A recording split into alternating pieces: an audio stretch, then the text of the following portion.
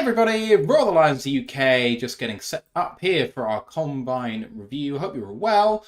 I'm Matt, that's Ant, that's Ash. How you doing, boys? Doing good, doing good. We've got a bet. Well, everyone in the chat knows where some of this conversation is going to go based on the stuff I talk about and what I'm wearing. So you guys are going to have to put up with it for a bit. Oh, how you doing, Ant? Yeah, I'm doing good, cheers. And Ryan McCluskey's in the building as well. How you doing, man? Yeah, not bad, Tar. Thank you. Good, You good, guys? good. Yeah, all good here, man.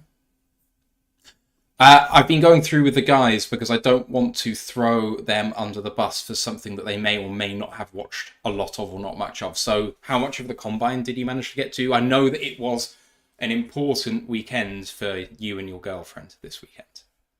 I've watched all positional highlights. I've watched all the 40-yard dashes. I've seen a lot of the gauntlets. I watched a lot of the pointless stuff. Honestly, it's so pointless to combine these days, isn't it? That's gonna bring the fans in. Let's talk about pointless things. But it is, you're right. I mean, It's vanity. I think some things are vanity. I don't think you can elevate your draft stock. I do think you can tank it at the Combine. The 40-yard dash is the most pointless event at the combine. Yeah. Football has never been played on 40 yards, and 70% of positions will never have to run 40 yards at top speed in their entire life. Yeah. So, yeah, I hate it. It's on. I don't care about Xavier Worthy. He's built like a greyhound. Of course, he's expected to run like a greyhound. I mean, Taller he's practically just cursed himself now as well. Because you look at like the top 10, 12, 40s ever ran, and everyone's been a They're all bust. useless. except for like Johnson. Yeah, like nobody does well. Like running an elite 40 is almost worse than it is not. I guess Just all it shows is you're quick, and that's it. The only thing with Worthy is that he has put it on tape at Texas that he is a reasonable burner wide receiver who is okay tracking the ball in the air and does catch all right. I'm not going to go out there and say he's a really good wide receiver, but he's got a way to win, and he proved that the speed was real, because I've been saying about cornerbacks couldn't keep up with Xavier Worthy. Don't think Worthy actually looks as fast as he appears to be. Therefore, this cornerback is slow. And now I have to go back and reevaluate all of that because it's just not true. But yeah, to go back to Rye's point, he's Worthy's about inch and a half taller than me. Yeah, he's 20 pounds lighter than me. Fucking hell.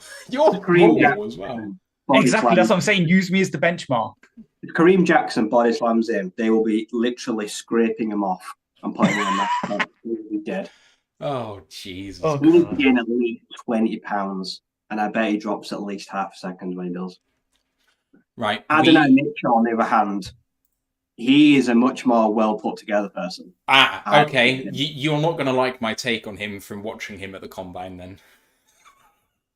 I like him, and he's also done it. He's also done it at a very high level. I wanted to go in being impressed by him because I wanted to like him more than Worthy. And I came out of the drills thinking a lot less of him. Then watch some actual tape of him. Don't like I his have. personality. I don't have. like the playing. We're gonna argue a lot about these takes from the Combine because you don't take takes from the Combine. Well, you're right, and then I'm going to make a show of takes based on the Combine, because, frankly, I've not watched enough tape, and so I need to make some takes. And also, the takes you make here are not the takes that you're going to have when it comes to the draft. You're not beholden to the takes that you make here. It's all a learning process, right? I don't know. Whatever. Anyway, takes are going to be fun. Yeah, I'm going to apologise to Dan Pask from the top because that referee needs shooting.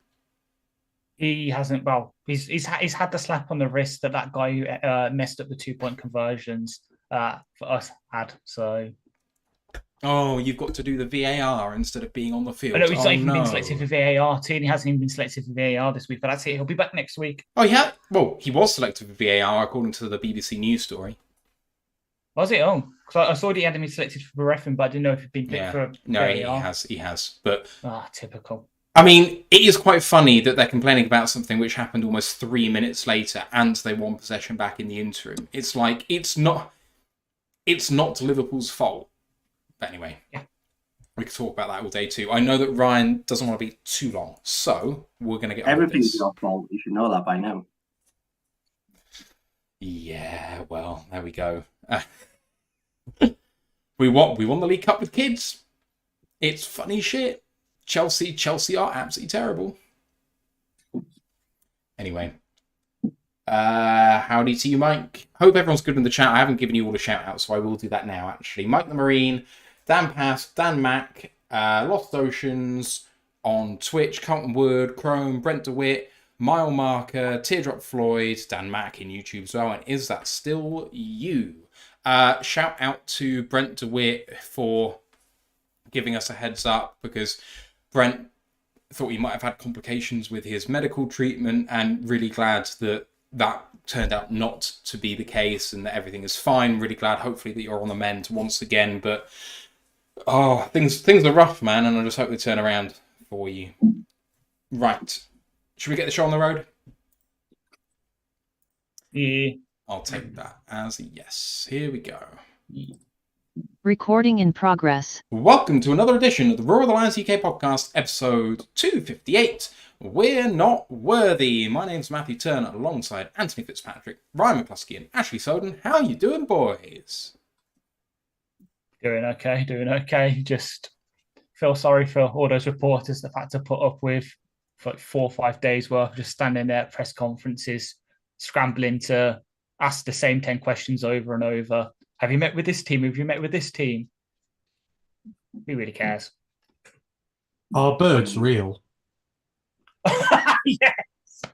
That's my question Space. to you all. Is space real? I am all geared up for free agency now. Let's we are on the precipice of a Lions bonanza. I reckon something big's about to happen. I can feel it. It's stirring in my loins. Have you been reading the same things that Chiefs fans have been reading, and if you think something big's happening? Jamo for Sneed straight up. Yeah. They genuinely think that's a real thing, don't they? No. Okay, I won't say that. Never mind. On free agency, by the way, I'll say this right now.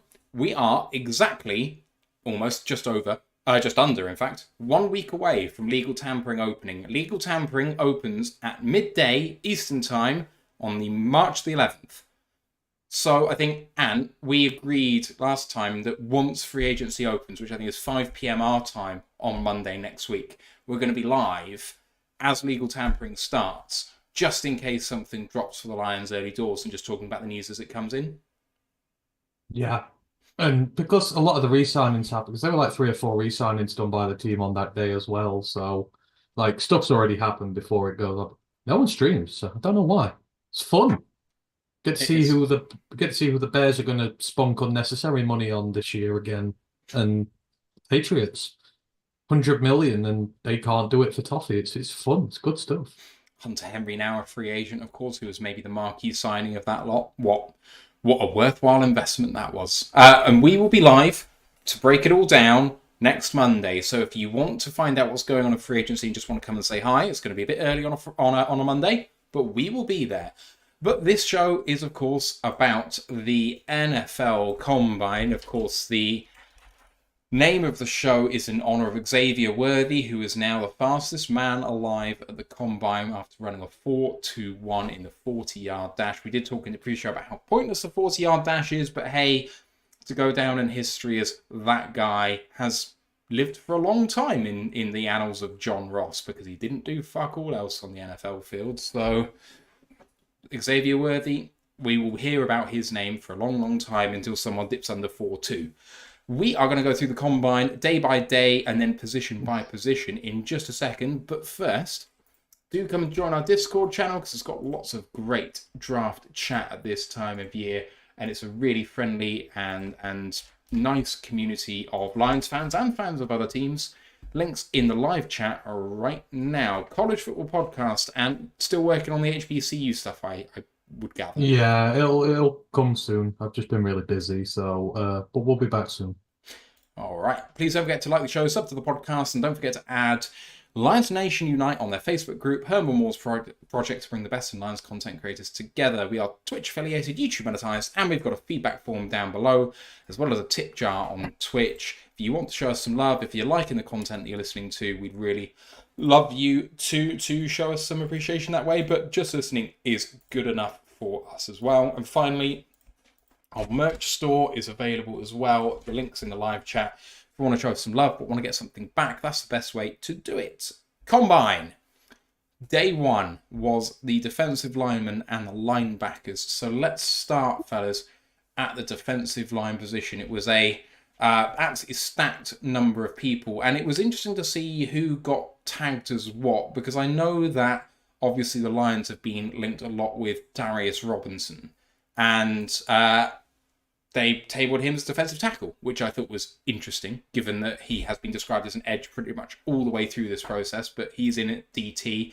There were some other really big names in here, including Tavondre Sweat, Leonard Taylor, Johnny Newton, of course, did not work out, Byron Murphy, a few others in there that people really like. But I'm going to throw this to Ash straight away just to get this one done.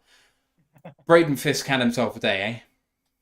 He really did. Like, I knew he was athletic going into this, not leading the 40-yard dash, the broad jump and the vertical jump level kind of athletic. Like, he showed flashes of it at Florida State, probably showed a bit more of it at Western, because with us, he was nursing a knee injury, particularly down the stretch in the season. Didn't expect this, and it kind of, as someone as biased as me, and everyone on the panel knows here, as much as I love my FSU players, it's maybe got a bit too far with him. Like, I love Fitz to pieces. He fits that kind of DT role that I love. Like, everyone remembers last year how much I stand for Elijah Cansey. Fisk is that same kind of slightly undersized, free tech pass rusher, maybe flex out as a big end in certain packages. But Cansey had that elite first step, that elite trait to sort of go off. Fisk doesn't. So I know certain places, including the Bishkoff and Brown for the DLP, said that he'd be in play with our first round pick. Even for me, that's too rich. Day two, middle of day two, maybe I'll be happy with us taking him there. It's a bit too high taking him anywhere near the first round because it's a bit older. As I said, it's a bit undersized. The arm length for me is a bit short. I know some people you like it a bit longer because obviously you can engage first. And he doesn't have that, as I keep saying, that elite trait to go off. So yeah, I'm happy the athleticism there. People are kind of waking up to he's a very good pass rushing tackle. Just maybe didn't really hit his stride with the Power 5 school. But first round talk is a bit too much for me with Fisk. So loved him showing out. Just shows we weren't just a one-player team, despite how certain ESPN-led committees led people to believe we were. First round, even high date second round for Fisk is too much. End of second round, third round, you'll be getting yourself an absolute dog. If we take him there, he's going to be a Dan Campbell player, fits that kind of mentality. But yeah, don't go all too much off the combine. Look at the tape and see it's there, but you need to really draw it out of him.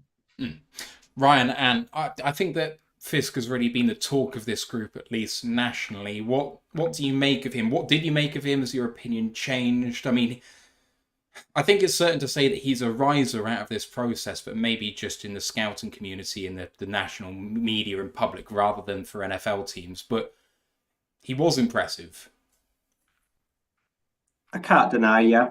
Like I say, his technique, like I say, the 40-yard dash, like I know I don't rate it, but he was so compact. It was so tidy. He looked like a sprinter. He was taking, like I say, short strides. He was pumping the arms. You could tell he'd worked really hard on practicing that. Like I said, he is a really good all-rounder. Like I said, I think he's very well-rounded. I think the athleticism and talent doesn't match the production. He could have been more productive, and like I say, that's because like I say, he's older. He's got better at the end of the college career than he kind of started. Like I say, he's had a decent all round time. I think for someone that can generate interior pressure, which we do need. Like I say, we know it's quite high priority and he does intrigue me. Like I say, I think he's got the kind of the demeanour, the attitude we go for. And with Ash, where first round, if anyone's even like alluding to that like that, that's mental. Like I say. But somewhere between 40 and 70, he will come off the board. I'd say that's fair. I'd say he's in that top 10 to 13 range. Like I say, maybe defensive tackle. That puts him as a solid day two option. If we don't go D-line the first round, I'd say he's very much in play with one of our second or third rounders. Like I say, I like him. We looked at him earlier in the year.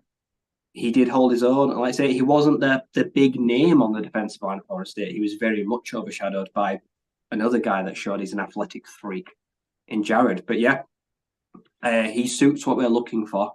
And he's going to be in the spot that he might just fall on our lap. So I don't think we'll have to reach if we want him. It could be sat there and he could just fall to us. So yeah, he did himself the world of good. And as you say, it's hard to stand out in this because this first day was crazy. There were some unreal performances from this guy, like the D-line, the linebackers, or whatever you want to call them. Like, this is going to be a super crop.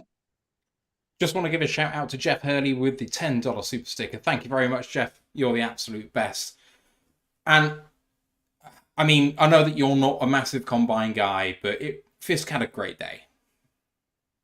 Well, I mean, you can kind of take this back to his entire off-season program. It's not just been the combine, and I know I'm down on the combine and that, but in certain situations, there are ways you can bet yourself. Ryan touched on it here. He's always played on a stacked D-line at Florida State, like with much better players around in terms of the edge guys, and that, like, you have some real super studs on there. So how good actually is he when it's him and he doesn't have a star line around him? And, you know, how good is him and his game? And you've seen sort of during the process, during the All-Star games, you know, the process with him is very good. The technique is very good. The motor's hot. Like, this is a guy who has stood out. It's not, you know, that's what you need to see from him. Can he stand out now that he's not got all these great guys around him? And he has. And I think he's shown in all facets of his game, in his run defending, the pass rushing, he's shown all the technique that you need to do.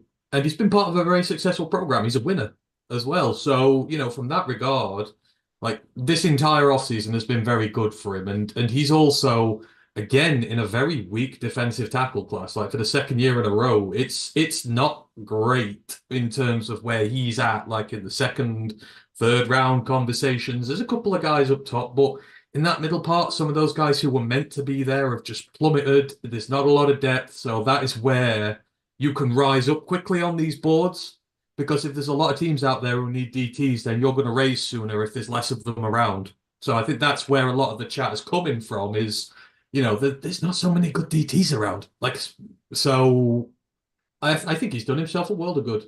I mean, obviously the questions are going to be there at the NFL level. Like, you know, can he go, if he is going to be picked so high, can he go in and be that guy who's going to be essentially a leader on there and the main guy in the interior, etc., or wherever? But like, he's done everything he can. So yeah, he's been very impressive, and he's shown he can work along the line as well, which is going to help him. Like, he can go inside, outside. That sort of versatility is going to help. Yeah, I just want to jump back in because he has been the guy before. So he only played with us this year. But over the past 4 years, he's been at Western Michigan, as I said. And to be fair, this last season, the season before, 2022, he had a better season than he did with us.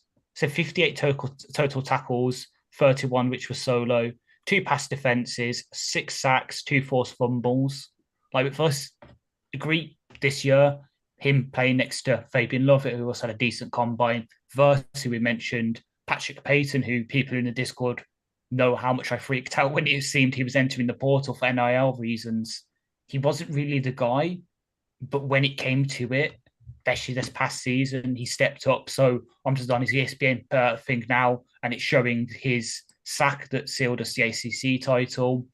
it was him who forced the fumble on the Clemson QB that then Kalen DeLoach will get to in a bit because of his combine performance, returned for the touchdown that swung the momentum in our favor. So I think he can be the guy. But yeah, there is still a lot of questions. Age, the fact he's a 5-year senior, short arms. There is still questions there, but I think he can step up and be that guy because he has made game-changing plays at a G5 level and a P5 level. Yeah, and outside of the flashy name in the defensive tackle class, just coming straight back to Ant now, are there any names from the combine and at the defensive tackle position that you came away with feeling like you were impressed, that they had a really good day? Conversely, anyone that you weren't... let's just stick with the up and then we'll do the down in a minute. So who did you like from the combine at DT?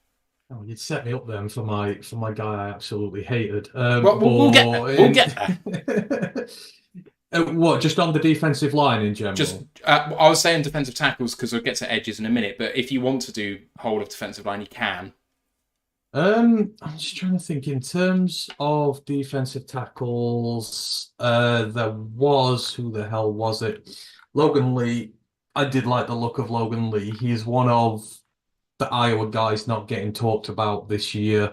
I thought he looked very impressive in the drills because I've not watched him generally as much as the other guys as I have on that Iowa defense. And again, DTs, they're unsexy. You don't hear about a lot of them until it comes to this point where you're like, oh, actually, these guys really big on the defense. But I kind of like what I saw from him, but it's more towards the edge class, which I liked a lot more, but there were guys I really hated in the DT class. It was more hate than love for them. I just don't like it this year outside of Jazane. I don't. So just for Logan Lee, he posted the best 3-cone drill of the class, although the majority of people actually didn't do the 3-cone, so maybe that's not a massive boast, but his 3-cone was 716, which is a 9.83 on the RAS scale, shut of 437, 9.61. So elite agility grades. He wasn't the fastest in the 40-yard dash. Who cares? He's also 6'5" and 281 pounds, so an odd mix of really tall and really small. So no wonder perhaps that he can actually get around quite well. Ryan, who from the DT class impressed you? So 2 guys. So the first was Dwayne Carter from Duke. He is a really good run stuffer. He showed he has every bit that muscle, that hired bulk to go on the inside and work on the inside. He's had a decent career with the Blue Devils, long-time player, tested fairly well. He's been fairly reliable and dependable on his career. And then in one of the mock drafts, I looked back in the college season, I looked at Clemson, Xavier McKinstry, is it? Xavier? No, sorry, I was thinking of... Isn't he an edge? I think it might be an edge. Xavier Thomas. Yeah, Xavier Thomas is an edge, yeah. The 24-year-old. Like I say, he has been a bit part-timer. Like I say, he's had like the full 6 years, struggle with injuries, but he tested freakily. Like I say, his 40 was incredible. Like I say, for a guy that's pretty heavy and a bit shorter. But yeah, he's had a good, solid career. He tested round really well. And for a guy that is a bit more long in the tooth than some of the other guys that's been around for like a good 6.5 years. He's had an injury. Like I say, tested very well. I think those 2 guys did pretty good job. Like I say, I like them as well. But yeah, good defensive tackles. I mean, we've got to talk about how Byron Murphy's jumped to Devondre Sweat for me. Yeah. Devondre Sweat worries the life out of me because I just don't know if I can trust him to manage his weight at the next level. It seems like I know he's coming like that full, like, what was he, 366? Yeah. I said, that's heavy. And I know he's a heavy guy. I don't know it's going to have to be managed, but yeah, I think I like Byron Murphy. He's really athletic.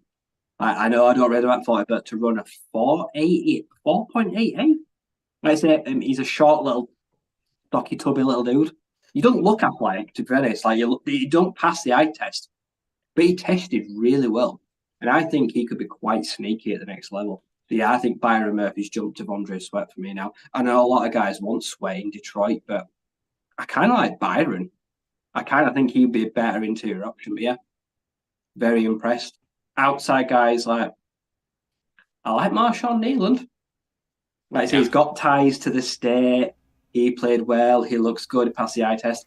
Good finisher. Good production on the outside. Yeah, I quite like this, and I'm glad it's a need this year.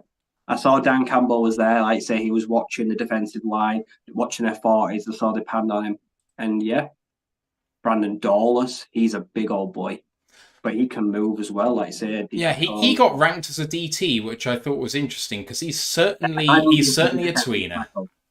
No?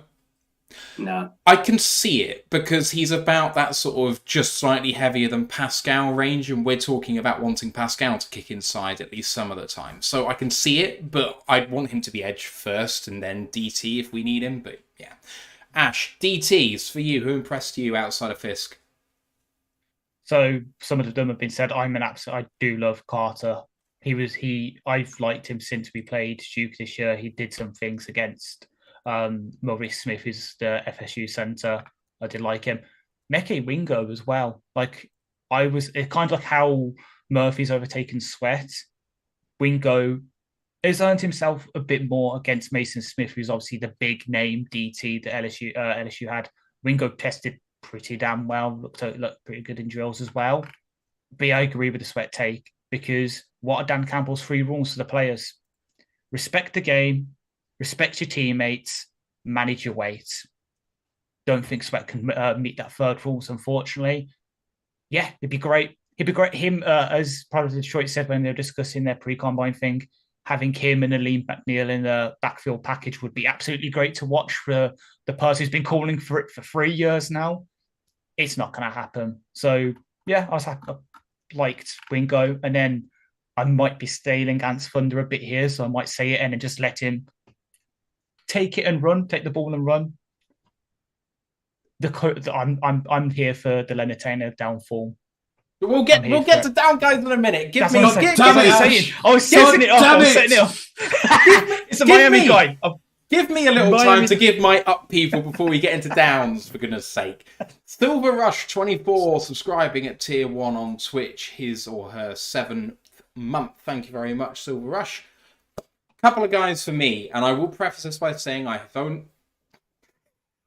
Sorry, I just threw up his notes. I will preface this by saying I've only seen highlights of the D-line and linebacker guys in day 1. I actually need to go back and watch the entire thing, as I have done with 2 of the days, but not this. So I'm going to highlight 2 of the guys who had a statistically best day, and neither of them are called Braden Fisk. The statistical leaders in defensive tackles are Miles Cole from Texas Tech, 6'6", 278, ran a 4.67 40 with a 1.65 10-yard split. He's an edge. He's listed as a DT here. He's an edge. He's an edge. At 6'6". Yeah. Fair enough. Anyway, he's listed as DT here, so I don't care. 35 vert, 10 foot broad. Which is just insane. The other guy, you're going to tell me is an edge as well. In fact, I'm pretty sure he is an edge. But he's listed at DT by Wolves of Football, which is really annoying. Which is UConn. They don't know how to rank people. No, they don't. I know it is a defensive end, but I'll forget him if I don't mention him now. Eric Watts, UConn. 6'6", 274, 4.67, 1.62 10-yard split, and then 36.5 on the vert, which is just ridiculous. Incredible performance by him. The other one who maybe is reasonably impressive is Meke Wingo, 6 foot, 4.85. Also had 31.5 on the vert, which is really good, explosive. Some guys I need to go back and watch, frankly. Right, Ash. Let's ignore that, man. Let's give it to Ant. I know he's gonna go in. Do it. Okay, Ant. Let's just do it. Leonard Taylor. I know he's your favourite prospect in the draft, but what is he going to bring to the next level? I want to apologise to Leonard Taylor. I was wrong. So put it this way: this backstory goes to last summer when I started hyping up Jazane, and everyone was like, Leonard Taylor's better, and I'm like, no, he's not. He's absolutely not a first round pick. I don't see what he's done in college. anything at all that has given him first round credence that he was getting at the start of the year. His season's been terrible. His off season's been terrible. I said he was a day 2 pick. I was wrong. I don't even think he's a day 3 pick at this point. He is absolutely bloody atrocious. I'm sorry, but he is built off his intangibles. Like, it's the athlete that the guy has been based on. That was what it was based on when he was younger. He's a freak athlete. He can do this, he can do that. He's not done it in college. He's not put together any semblance of consistent form in college. He has not shown elite in college at all. And in this off, he's just looked awful. Like, I'm watching his drills, I'm like, there's nothing special about him at all.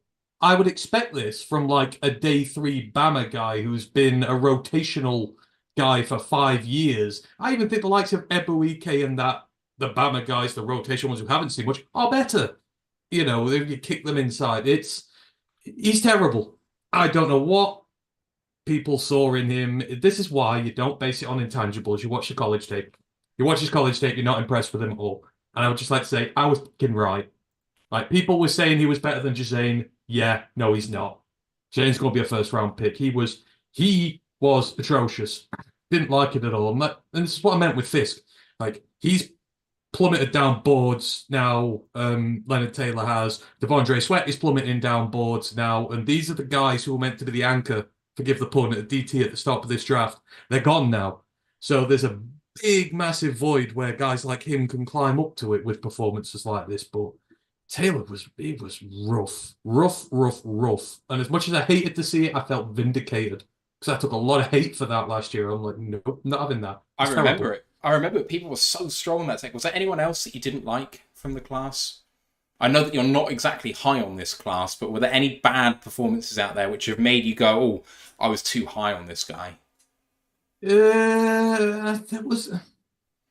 I mean, in terms of the others, I mean, I wanted to see more from... I really like Chris Jenkins. I don't know how much he did at this. I don't really remember seeing much of him, but... He had a really good workout, generally. He's regarded as having had a good day, I think. Yeah, I had Chris Jenkins in my half-season mock draft from the college show. Like, if I want to run stuff in DT and just said I would not have him, so it's okay. But there was no one who sort of lifted themselves, in my view. Really, particularly. It was just down, but yeah, Taylor, Jesus. What about you? Oh, sorry, go on, Ash. I was going to say about Jenkins testing. So 4.91 second 40 with 1.7 yard 10 split, 30-yard vert, 9.7 broad, 4.78 20-yard shuttle, and then 29 bench, which got him the 6th best combined athleticism score by Next Gen Stats. He bruised him a bit in my view because I haven't seen much of him. So it means I'm going to have to go back and watch more tape on him. I heard the sort of run stopper thing and I didn't really think athleticism, but seeing that maybe thinks he might have, not to the extent that Aleem has it, but that sort of versatility where he can do more than just clog up the middle. So it's someone I'm going to have to go back and watch. Maybe it's because I just oversee or just I forget the Michigan guys because I'm like, everyone already knows about them. There's no point in me watching them, but that really did wake me up to maybe going to watch him. What about you, Ryan? Anyone who's kind of gone down in your estimation a little bit outside of Sweat? Freeland Trice sucked. He's fallen out the first. He's no longer a first rounder. First rounder? He'd be lucky to get in the second. I think he was going to go for. He looked sluggish. He turned poorly. Like you said, the vert. Like you said, throughout the season, like I say, is really good. He passed the eye test, but when you put him under like strict testing conditions, the guy fell apart. What was it? A 4.74? That is bad, and he's not even that heavy. He's only like 245 pounds. I'd say it yeah, he is not very athletic. Ash, anyone else that's fallen in the DTs for you? Not really. Like, for the most part, it was business as usual, except for the guys we just mentioned. So we can, I guess, take Rise segue and go to the edges. Yeah. I'll just list one more guy and then just quickly mention Sweat. The one guy that I had penciled in to have a look again because I'd heard lots of good things that I'm now thinking, maybe I just won't, is Miles Murphy from UNC. 6'4", 309. So a bit of a heavier boy, but running a 5'2", with a 182 10-yard split, doing 28.5 on the vert, and doing 8.10 on the broad is some of the worst explosion and running tests you'll see. 10-yard split is kind of important for these DTs because you need to explode out of it. And if you haven't got that, have a good broad. And I'm just kind of chalking him off my board at this point. But on sweat, I'd say go and watch the Shrine Bowl. That might change your mind. fair enough. On sweat, I feel like he was rumoured to be falling to the back end of the second round off the back of his physical attributes and just what has happened in the sort of later end of this cycle. And then the combine happened. And I mean, the over-under being placed on by national media was saying he needs to cut at the combine to about 345, 340, because they were saying, oh, he didn't weigh in at the Senior Bowl. It's probably because he's around where his listed weight is and he just needs to get a little bit lower down. Whereas we were kind of saying on this show, he looks like he's like 380 rather than 365, and he's just desperately trying to cut to where his listed weight is, which looks like it's come true, which means at the Senior Bowl he was probably 380, which is on the cusp of being like the heaviest player ever drafted. Like, it's not far away. And I mean, it's everything you kind of fear in a prospect. I wonder whether we're going to see him in the first 2 rounds. I don't think we'll see him in the first 2 rounds because he's just a massive risk. 380, just because you got spark in my brain, 380 would be 4 pounds lighter than the heaviest player ever drafted. Daniel Falele? Correct. Thank you. Oh, that feels good. All right. So those are the DTs. I know that we've already mentioned a couple of edges, myself included, because I suck at... Actually, it was saying defensive line as opposed to defensive line and edge, so I was just looking at all of the guys at once because I'm a tool. Edge guys, people. Impressing, generally. Ryan, you've said one name or two. Anyone else you want to add in terms of risers for the edge position? Well, we know who the standout is, don't we? We know who the top 10 pick is now. I think someone has risen, the cream has risen to the top, and it's Dallas Turner, isn't it? Yeah. Just what a freaky athlete. Like I say, he's made his millions now. Ash, what about you? Well, I can't say the guy I usually do because for me, that's what I expected from him. I knew what we were going to get from Verse, so I'm just happy that he got those testing numbers to back his first round talent. The guy that kind of all his measurements were identical to Aaron Donald. But that was Fisk. So it was Fisk's thing. The one they were comparing Verse to was Miles Garrett. Yeah. The only one that Garrett had over Verse was the arms. Like Verse is another one that has slightly short arms, but again he can get over it access. And the one that kind of stood out to me, and I'm really going to butcher his first name, so that probably gives you who it is. But Jalix Hunt, the guy out of Houston Christian, that's someone that's definitely come into like my periphery now. So I'm gonna have to watch like 4.64, 40, 1.6 split. The broad very good. Didn't do any of the agility drills, which sucks because I do love watching them, and they're useful for obviously bending the corner. But 19 on the bench rep is respectable for 250-pound guy. Like the 6th best athleticism score by Next Gen Stats from the Edge group. Definitely someone out of school, small school, showing athletic stuff and the potential to build onto that frame. And I've read some stuff that he does is the kind of guy we look for. I think rumored we've got a visit with him. This is someone that's definitely now on the sort of periphery of linebacker. So it's kind of what we go for, I guess. Yeah, but that's the good thing about us. We've obviously got Hutch can do everything. We've got Pascal and Kamish with that sort of big deep base ends, and then we've got Houston, Matthew Betts, and now potentially if we draft him Hunt as that sort of outside linebacker Sam guy, fits what we have. So it's someone I'm going to have to definitely go back and watch now. And what about you? Rises in the edge position or outside linebacker? Let's group those guys together, shall we? I know we can do it. I don't know. It depends what they're all listing them as. I mean, Don't for worry me, about it. there was Just say your truth. We're all good. say my truth. So in terms of the guys who did well, I really so this offseason, Javon Solomon for me has been really good in his All-Star game, shown what I need to at the combine with coming from Troy, he's coming from the G5.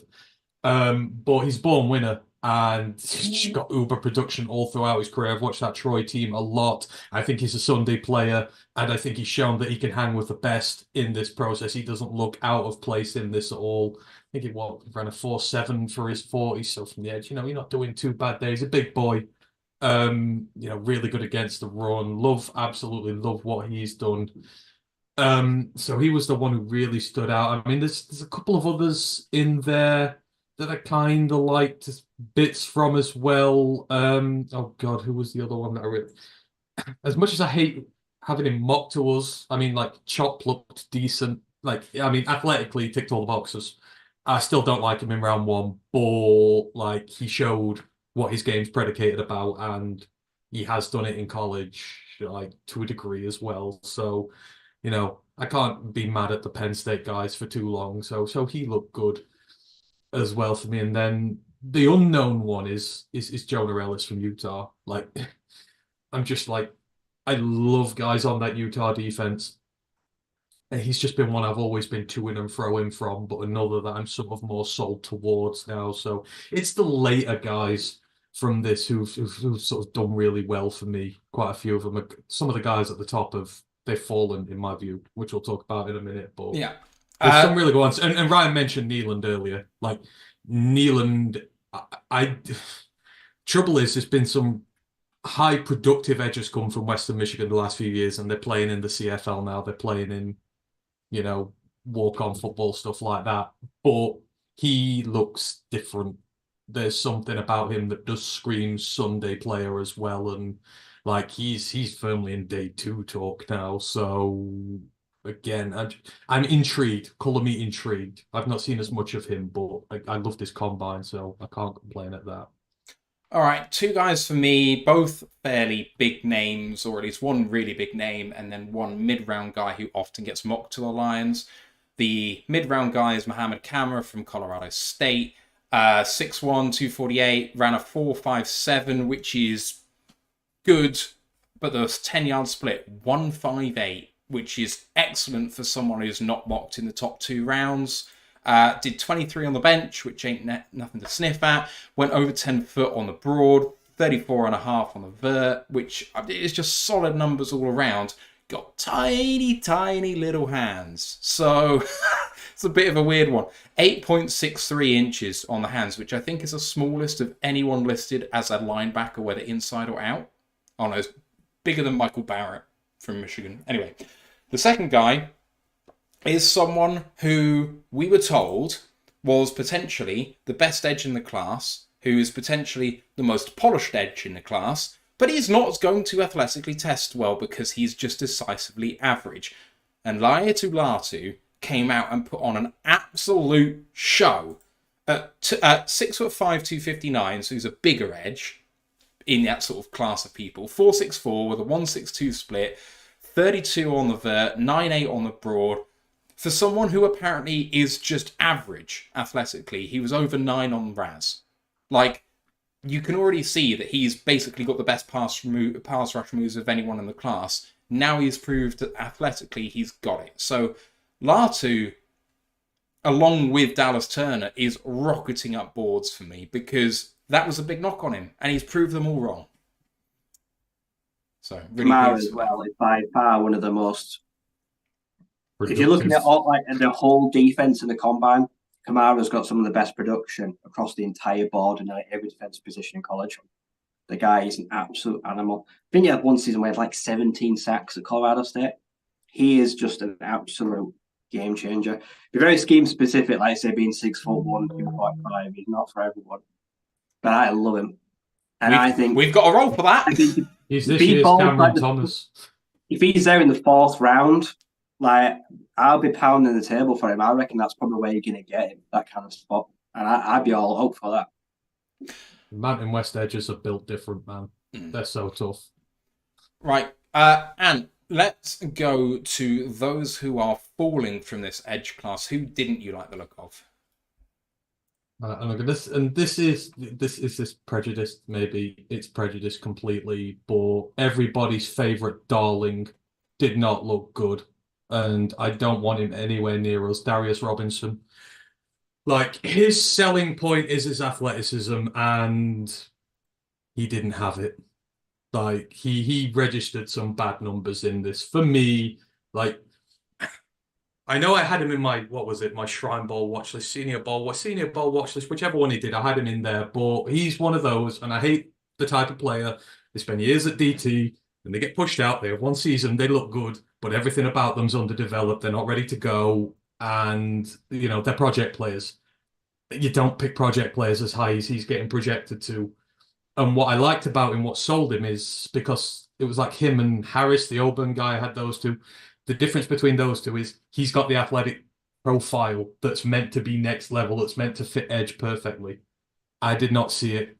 And given the lack of productivity over the years, because he's not been on the edge all the time and he's underdeveloped, I ain't spending round 1 on him. For me, he's dropped himself into day 2. Somebody will love the frame, somebody will love it, but for me, no, I just wasn't impressed with it whatsoever. So I won't be going anywhere near him, not with that pick on there. And a couple of other ones just for my sort of thing. So Brennan Jackson, the Washington State guy. I'm a Washington State fan. I like those guys. Didn't particularly like what he got on with there. So that was the other one that really stood. Those were the two I really didn't like. And then, oh, sorry, there was the other one, the third one. Austin Booker looked terrible. I was on the fence about him, not anymore. But yeah, Robinson, sorry, you've played yourself off my draft board. I don't like you. Ash? Well, my guy has just been said, Austin Booker. You can expand further. You can again. So he was someone I heard bits about. I think one of the mock drafts I read from, I think it was the Draft Network, had us taking him the 3rd round. It's like, oh, okay, decent production. So Next Gen Stats coming in had him as the 10th best edge, and their production score was 72. Then he ran a 4.79 with a 1.67 split. The vertical broad jump, okay.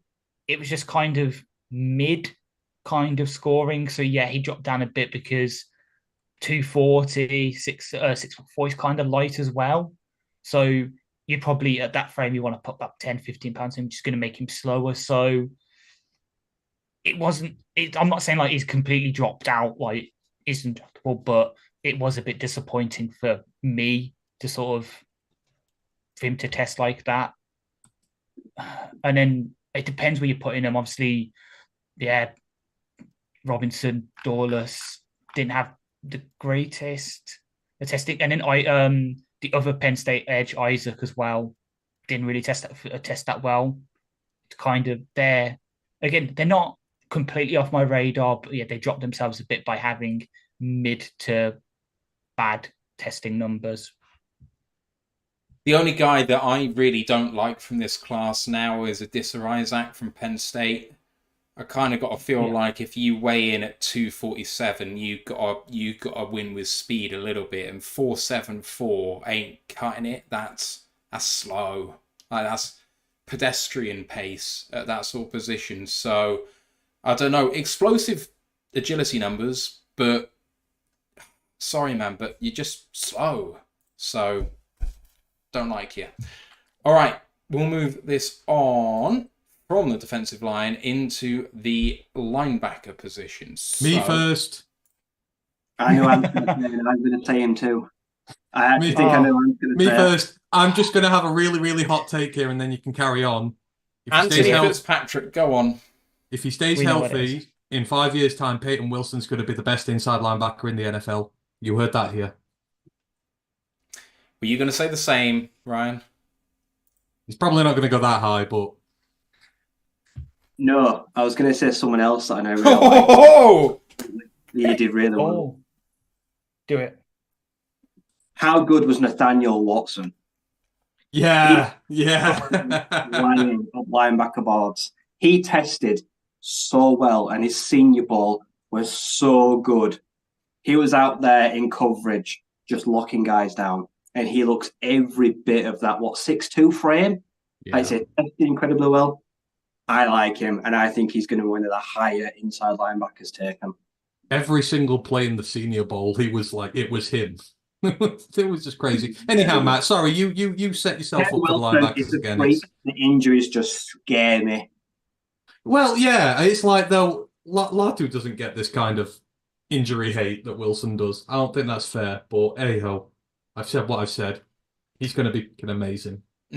I'm going to stand for Edefano Laposho from Washington because you had a day, sir, especially in agility stats. 39.5-inch vert and 10 foot 8 broad.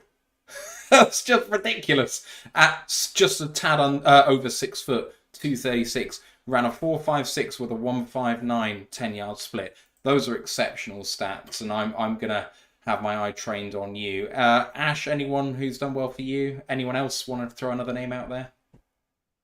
So I know it's mostly the 40, but that's what I expected from him. And yet again, it is one of my guides, KDL, Kalen DeLoach, the second fastest of the 40s of the group, 4.47, behind only Payson Wilson of the Wolfpack, who, yes, they're undefeated against the North since I started supporting them, beating Answer the Punch. Though. I didn't say a word. Even have to allude to it. I'm just it. Getting the punch in before you can. But getting down on your knees and kissing his feet before you even orders you to. I love it. Exactly. But for Loach, he is, if I know we've just signed him to an extension and all. If you want your sort of JRM from this class who has the speed, maybe doesn't really have the production, but has the leadership there is this year's germ in this draft class. It's fast. Okay, yeah, the split wasn't there. Mid, vert, and broad jump numbers didn't do the agility drills. But from what I've seen of the guy, he's a point and shoot linebacker with some coverage upside. And for me, just he showed out a bit because I wasn't expecting 4.47 from him. I was thinking 4.6. So he kind of somehow rose up my board despite me probably being the highest one out of us four on him. Anyone else throw a name out there, a guy that they liked from the linebacker class? Oh, the Texas linebacker that did the 40 last, that did like the 11.5 feet broad jump. Yeah. Is it Jalen Ford? Jalen Ford. Is it Jalen Ford? Yeah. He's the he's the Texas, yeah. Had like one of the longest broad jumps in defensive history. Like 11 feet 3 or something. Like just mental. And his 40 was ridiculous too. If I wasn't Ford, because Ford was 10'1". Oh, it's the other guy. Oh, he ran the 40 last. I don't have it on the linebackers in here, so I don't know what he's listed as. It's very annoying. They could be hybrids and that in there. All I will say is I'll make my underappreciated linebacker in this draft. This is going to be the M-Rod this year. This is going to be the guy who's picked up no one likes. Aaron Casey from Indiana tested really well, and he has such an underrated body of work on. And everyone says Indiana's a shit team. They are, but excuse my language. Their defense usually really good. He's been at the core of that. He is highly experienced. He is aggressive, physical. You know, he's the scrappy guy who will just keep on proving you wrong. And like, because I've not seen as much of him as others, I was like, all right, let's see how he tests. Let's see how he looked. He looked right at home amongst some of the best prospects in this draft. And they're saying at the minute he's a special teams guy. I think he's more than that. I think he's one of those you take a pick on in day 3 and he could be much bigger than the sum of his parts. I've been really impressed with him over this off-season period. So I throw his name in there. And the other one is Tyrese Knight, who's the UTEP linebacker as well. He's their middle linebacker. He also is incredibly underrated in this draft as well. He's going to get drafted. But again, he's sort of another undersized guy. But again, moves with the best of them, packs a powerful punch. I love him. They're my 2 really underrated linebacker guys, and they both perform well. Well, we've got to know Casey because former interview with us at the Combine, so he's definitely on the team's radar. So Which one? Casey, Oh yeah, I know. I can see exactly why they like him. Like special teams aficionado and kick-ass linebacker. Kind of what we want at linebacker. If we do, we want the next guys to breathe through the practice squad, special teams cycle into the team. He'd be a massive candidate for that. Edgerrin Cooper looked really good. yeah, Oh Like yeah, he had a really good all-round workout, but like I say, the college, the tape, like I say, the play is good, but I have reservations. Like I say, A&M defense, really. they worry me. I was going to say because Cooper is the one I see most consistently as linebacker one in this class. So he's a luxury, not a luxury, but like I guess for us, I guess we're taking a linebacker one, but. So is he like Campbell last He year? works a Because lot on that's the basically edge how- as well. He works on the edge as well. I think a lot of his productivity this year has come from working on the edge as well as at linebacker. So he's hybrided himself. So make of that what you will, but he's still good. All right, let's move on to day 2, and we start with the defensive backs who will train together. And since there's so much toing and froing between cornerback and safety between now and going to the pros, I'm just going to lump them together. They train together, so why not?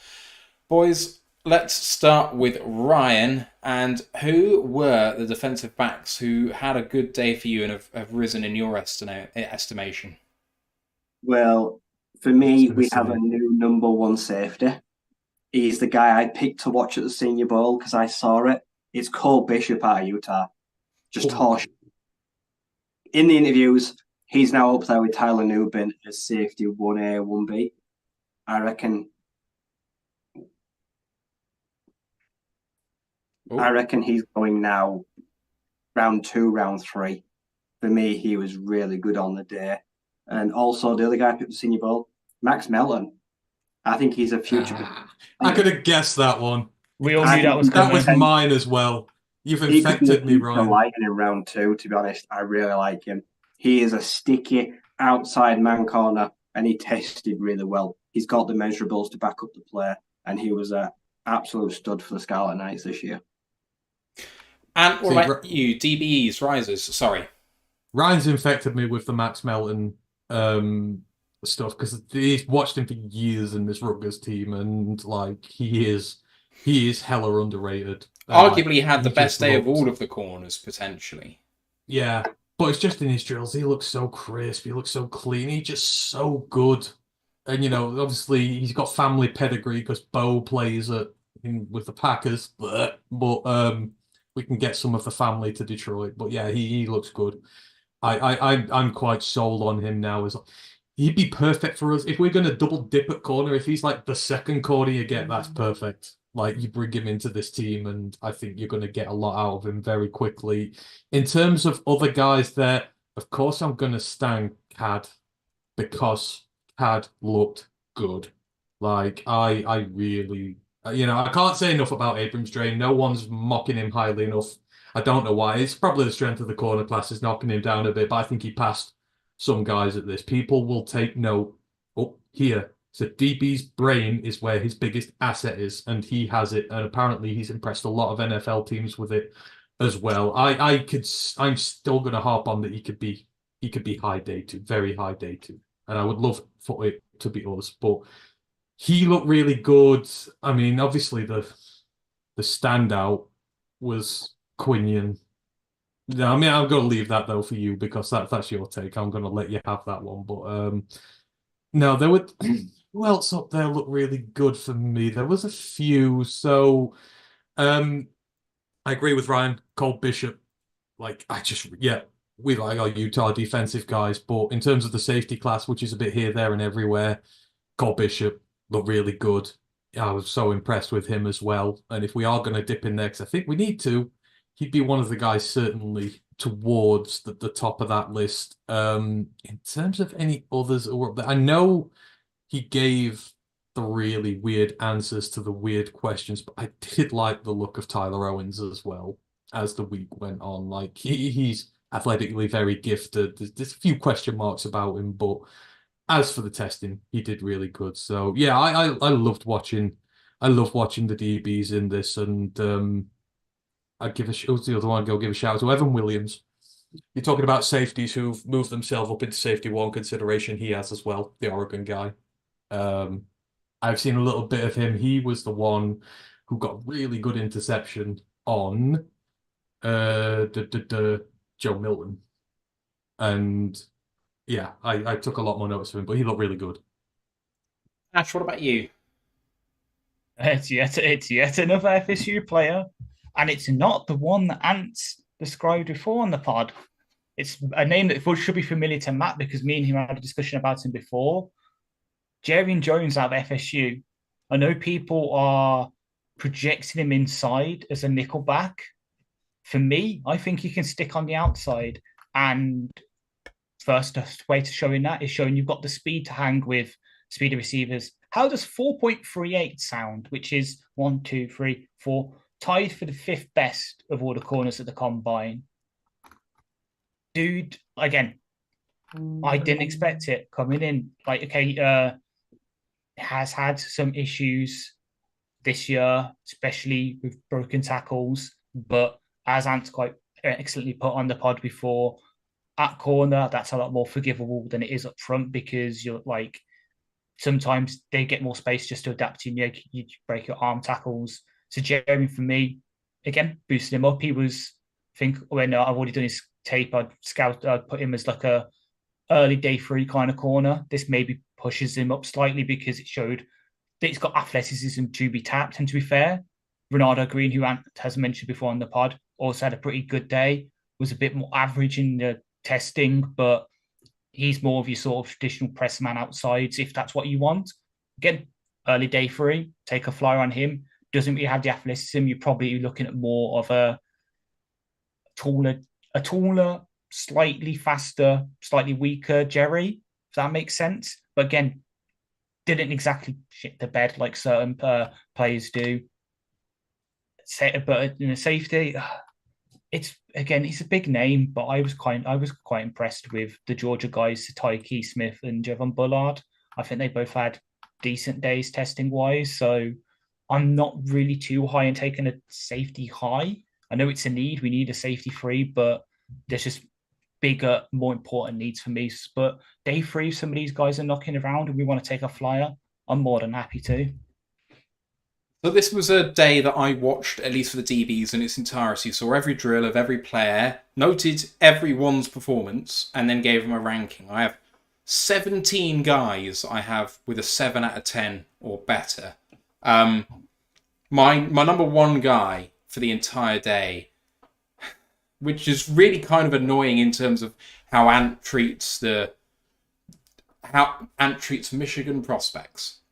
Because I think that, and I can never say his name, Mike Sainristil was potentially the... I take umbrage with that comment. I just give them a higher level of scrutiny. That's what I said. Oh, okay. That's what I said. You give them a harder time because there's too much bias from the media on them, from local media. That's what I mean. But Sainristil, he may only be a touch over 5'9". I think he can hang on the outside. And I don't say that lightly, but he's exceptional. He was fast, he was agile, he looks like I think he can hang in press man. Like, I just think this is an all-around player that I get so excited by watching. The only other guy I gave a 10 out of 10 to is someone that I'd kind of written off a little bit in terms of first-round consideration, that you kind of fallen a little bit after being sort of mid-first round, getting towards... Please don't say Kalen King. Kalen King is not a cornerback for me, so I'll rate him differently in a minute. I gave him a 5 out of 10 as a corner. I gave Kalen King 9 out of 10 as a safety, because don't let him get anywhere near the players. Just let him defend space, because he's twitchy. He can't read the game up close. Give him a bit of space. I think Kalen King's fine. The guy that I thought did the best at outside corner is Kamari Lassiter. Just did everything I absolutely wanted to see out of him that made him rebound up there. Quinion Mitchell, obviously, Ant threw him to me because I had to take it be a top 10 pick. I'd argue now is probably the highest that the national media consensus has been on him. I actually only gave him a 9 out of 10, but I thought he looked really, really good. Obviously, just twitchy, fast, looked like he could hang in press man. 20 reps on the bench. Yeah. It's just an incredible performance by him. But the other guys in here, and I'll just list them off because I think they all deserve at least one mention for having a really good day at corner or safety. Daquan Hardy, thought was exceptional. Nehemiah Pritchett, Jarvis Brownlee, Dwight McLaughlin, Chris Abrams-Drain, Max Melton. Those were all the 9s. 8s, Ryan Cooper, Josh Newton, Andrew Phillips, Elijah Jones, Terry and Arnold, which I feel like 8's a bit high, actually, but anyway. And then the 7s were Nate Wiggins for his 40, just because at least he checked the box. Ronaldo Green, who I came in expecting not to like him because of everything I've heard, that he's just not that great, really. And actually, I thought he looked good. And DJ James. That's not from me. What? Yeah, that's from me. What about Cam Hart? Because I actually kind of like Cam Hart. I forgot him as I was just looking now. I kind of liked the look of Cam Hart. Cam Hart got a 4 out of 10 from me. So No. there's an intriguing name you mentioned in there, because if you want, again, you're double dipping corner and you don't want to do it too high for the second guy, Elijah Jones is the second guy, the Boston College guy. He was really Sticky good. as, again, you go back to his Shrine Bowl. Yeah. Shrine Bowl, and he was locking down Tez Walker that day. Like, he was really good. He's older, which is his issue, but if you want a second guy in who can contribute this year, like, he'd be the guy. And I was really happy that he looked good, because it makes me feel more comfortable about doing it now. But he's on the list of names there as well, for sure. I think my favourite guy out of all of those that I listed was Dwight McLaughlin. Just, I thought he had a fantastic set of drills. Didn't look weak in any aspect of them, defending any route. I just thought he looked incredible. All right. Razorbacks do. I I mean, will. it's not crazy to think that Nehemiah Pritchett could go he had in the top 40. I Yeah, genuinely think because- he will just go just outside the first round. another who had a great Shrine Bowl, like, really good. For me, the biggest riser of the whole DB class is Dadrian Taylor-Demison. I picked him up, like I said, at the time. He measured in, like I said, we knew he was small, 5'10". He's scrawny. Tested incredibly well. The Texas Tech guys, their combine in general was fantastic. They just slayed it, all of them. Yeah, he is one of the best safeties in the class. Like I said, despite being one of the more undersized and leaner guys that tested as well. All right, let's go back round for guys that didn't have a best day in the DB room. And again, I'll go last just because I profiled this so in depth, because I'll take the guys that you don't. Let's start round with Ash this time. Who fell for you? Won't be surprised considering my affiliations. The Miami safeties. What the fuck was that athletic testing from them? Especially, and I know, yes, he had the injury and that, but he was coming in with a lot of hype from people that he's going to test out this world. And that Cameron Kitchens, this is a guy who was getting first round hype. And I know, yeah, he had the horrific injury, give him some slack for that, but he just didn't live up to the hype. He still probably get taken day 2, but it wasn't all that from him. Like the second, like this worst 40 tied with his safety partner, James Williams, was expecting a bit more from these big, scary guys that were getting the hype. So those were them at the corner. And then obviously the guy at corner, we all know it. And as you said, he's probably going to move to safety in the league. Kalen King, like, just keeps falling and falling. Like, he might be undraftable at this point. At No. I heard that take before. I think the thing about him is his ability in space looked great. It's just that short area stuff that's not fantastic. But I think you could put him at the back and he'd be all right. But yeah, cover three's dying. Well, I say that as if we're not one of the teams that runs it the most, but cover three pure schemes are dying out, and that's really, really fits. No, that's fair. That's fair. Ryan, Foolers. I was not impressed by Josh Newman. I'm not overly enamored of him. I don't think he was that good at TCU. Like I said, the body of work for me is pretty average. Like I said, the build, not there. The test was average.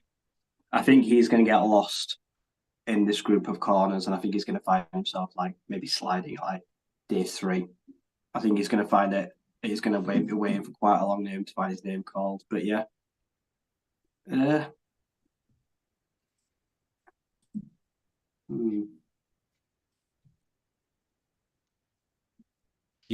gonna say it? No? I'm going to say that he wasn't there, but for me, I don't know. I'm not sold on Kool-Aid. I know he got the fracture, but for me, I have issues with him. He's very boom or bust. And I feel like if we do take him at 29, like you say, you're either getting the best player in the draft, or you're getting someone that you look back in 3 years and think, God, that was a disaster. Probably end up getting locked up for armed robbery. So probably just went like totally downhill cliff. Like that's kind of like how it will go with him. I really wanted to see him test. Like I said, I kind of wanted to see, like, I know he's got all the physical tools. Can he put it together? Like I said, I feel like his first round stock I think it's hanging by a thread. And I don't know if he's going to be able to go to his pro day or not, this fractured foot. So we'll see. Ant, who's fallen for you? So the big faller for me at corner was Marcellus Dial. I didn't like what he did at all. I thought he looked sloppy during testing. And the thing is, again, I don't really put much stock in the combine, but I was on the fence with him because I'd sort of watched him really closely during the Shrine Bowl, and he was on there, and there were just some question marks that needed to be answered for me, and they weren't. So I'm off that now. There's too many other guys who've sort of come to the fore for me there. So he was certainly the loser from that, and loser by virtue of getting hurt was Ennis Rackstraw as well, because obviously he got hurt early. And I'm obviously, fighting the KAD versus Rackstraw, who's better fight at the moment. And, I want to give Rackstraw a fair chance.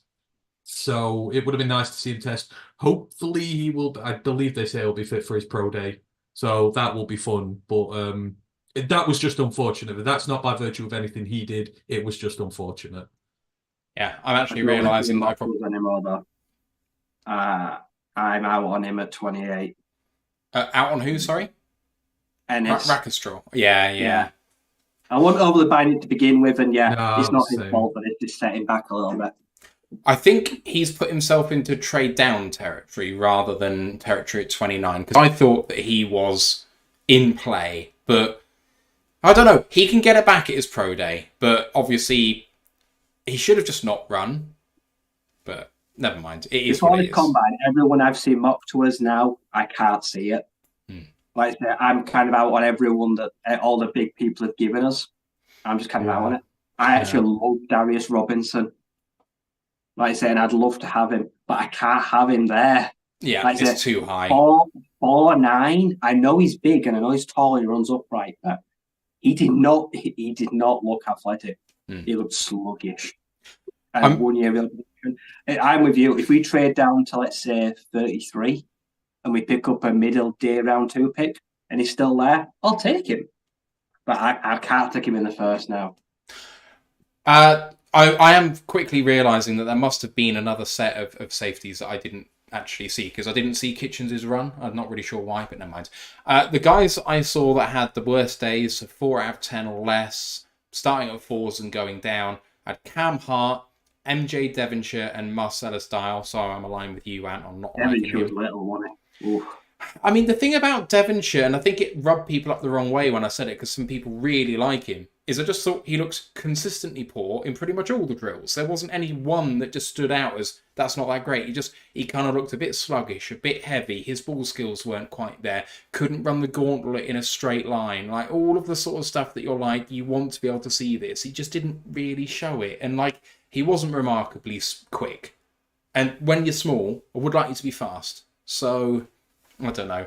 The 3s, Rackstraw was there for me alongside Tahib Steele and Chow Smith-Wade, who I just thought was terrible. He was terrible, but his season and he's a lot better. His All-Star game was very good. I won't knock him athletically because I've seen him play ball. Fair enough. The people who got 2 out of 10, DeAndre Prince, who was fast, but couldn't do any of the drills. Just was all at sea, dropped everything that was thrown his way. It was getting embarrassing. And I know he's a lower prospect, but yeah, not judging your draft prospect like where you are listed. Just Isaiah Johnson, thought he looked really unsteady in drills, very heavy-footed, struggled to stop on like curls and stuff. I was like, you're giving separation to clean air. What's going on? And then Josh Wallace, who I just thought was poor throughout as well. All I'd say with Isaiah is he was first man. That's not easy being first man. Like, you've got to go and do it before anybody else does. I kind of feel sorry for those guys because a lot of them just don't do it, you know. They don't get a fair shot at it. All right, we're moving on to tight ends at the end of day 2. Sorry? Oh, That's fine. So I want to go to Ryan first because I'm hoping he's got a good name because I know who it is if he's going to talk about someone good. So Well, Ryan, the gauntlet's been thrown to you. So tight end, who do you like? I don't like many. I don't really like any of them. I think it's class below us. oh shit. Athletically, they all look dog. Now, athletically gifted, you're talking Theo Johnson at Penn State, really good. But also as a native Lion, I thought he was useless. And he was underused. And that tells me that they didn't trust him. So, but I don't know. Like, Brevin Spanford, there is something there. And he's got the frame, he's got recent agility, he's got little to no production. The Golden Gophers hardly ever used him. But no, but I know Ant wants me to say the Viking, doesn't he? Can we talk about Darren Holker? Like, there we go. He's there. and for people out there that's saying, "Oh, he didn't know what he was doing in the drill," he knew what he was doing. He caught that ball one-handed on purpose. I think he didn't drop that ball on purpose. He was showing off. You're there to show off, aren't you? I don't care if he'd have dropped it. For me, he is tight end 3. Like I say, he is one of the best in the nation at contested catches. Absolutely mean in the red zone. Like I say, he's got silky yak. He tested really well as well. Like I said, the gauntlet, everything, he showed the drills that needs to be. Blocking, needs to work on it, but he's not. You don't ask him to block. He's a dynamic threat and a dynamic weapon. And for me, yeah, he's going to be one of the first day 2 tight ends taken. And he is a massive riser. And you threw down the gauntlet to Ryan. Give us who you thought was a good prospect in this combine for the tight end position. Ben Sinnott. Ben Sinnott has done everything I need to see from him now. He's an underrated receiving prospect, and he's a really damn good blocker. And athletically, he kind of backed it up in this. I was already sold on him really, but this kind of was just like, yeah, I'm really in on him. This kind of backs it up. He's really damn good. Him and Holker, like, I really want Dallin Holker on our team as well now. But if Sinnott or Holker ended up here, I'd be really happy with the pair of them. I agree with Ryan. Spanford's the odd boy. He broke Rass as well, which was funny. I don't know what he did to break Rass, but he broke Rass with his results. They found a ghost in the system with it, but I'd love to see Lions meltdown when the Lions drafted of a tight end, like at the end of the second or third, and me and Anta just sat smiling. Yeah, if it's Dallin Holker, then it's like, we'll be over the moon. Or if it's Sinnott, yeah, those two really good. Love them. Don't care about anyone else really, apart from Spevin for the mystery factor. Right, Ash, I'm going to ask you, but I am going to wager that you are going to say a name that has not yet been mentioned, and I'm just writing it down now in the style of Ant to see whether you have the same name as I do, because me and you think alike. Who's your guy? Tip Ryman. Tip Ryman! Yes! He may not believe in space, but my God, he was athletic. Yeah, and was it the blocking drill? Yeah, it was the blocking drill. I'm just checking now what I was checking on everything. He drove that thing like 15 feet back, didn't he? Yes, that was won me over. Like, I know, Jeremy, if you're listening on Twitch, I know you hate it because it's going to mess with your spell checker. Just, I can see it. As much as I love James Mitchell and as much as I like Brock Wright, Sam Laporte and Tiff Ryman in a 2 tight end set is just give it me now, please. I am going to really enjoy the introductory session between Jeremy and him, which is going to be called, hopefully, Reisman on Ryman, which would just be lovely. Tip Ryman, yes. can I just say this because it's amazing? Everyone's going mad for Theo Jackson having a 9.99 RAS. Okay. Tip Ryman was the heaviest tight end listed at £271. No one else was above 260. So he was comfortably almost a stone heavier than everyone else. He had the joint fastest 10-yard split. Yeah. 155 10-yard split is the same as Theo Johnson. Added to that, and you know that Dan Campbell's going to like this, he was the only guy who did the bench. And he did 28 reps. That's huge. And when you do a 3-cone of 702 at 271 pounds and you do a 10'1" broad, at 271 pounds at tight end, he's strong, he's fast, he can move forward and side to side. He may not believe in space, but I think he's going to get in it. Exactly. And then I've got to mention it because it's another one. If you want a Jason Kabinda replacement who can actually, catch a ball, Jaheim Bell actually tested quite well. Like, he's an option there. I personally wouldn't do it. I think he'll be better in the sort of, since I want to say his name, Cole Pitts kind of role as more of you move tight end in the passing offense. But if they want to look to the future in that role, we still want to keep the fullback around. He's a guy to keep an eye on in day 3. All right, what about Fallers? Ryan, you were saying you weren't a fan of this tight end class. You had a bad day.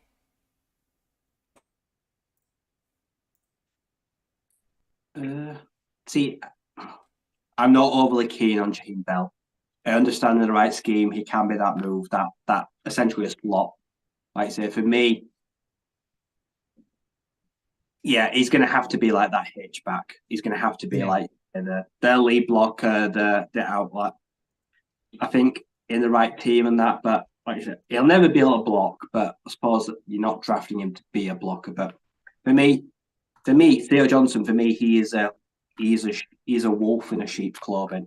Tested incredibly well, but I just don't think he'll be that effective at the next level. I just don't think you'll see any of it. I just don't think when you pad him up and put a helmet on and ask him to do all those things, you'll probably get the minimal kind of stuff you do at Nate Lyons. For me, he's not a riser. For me, he's the kind of guy that you avoid.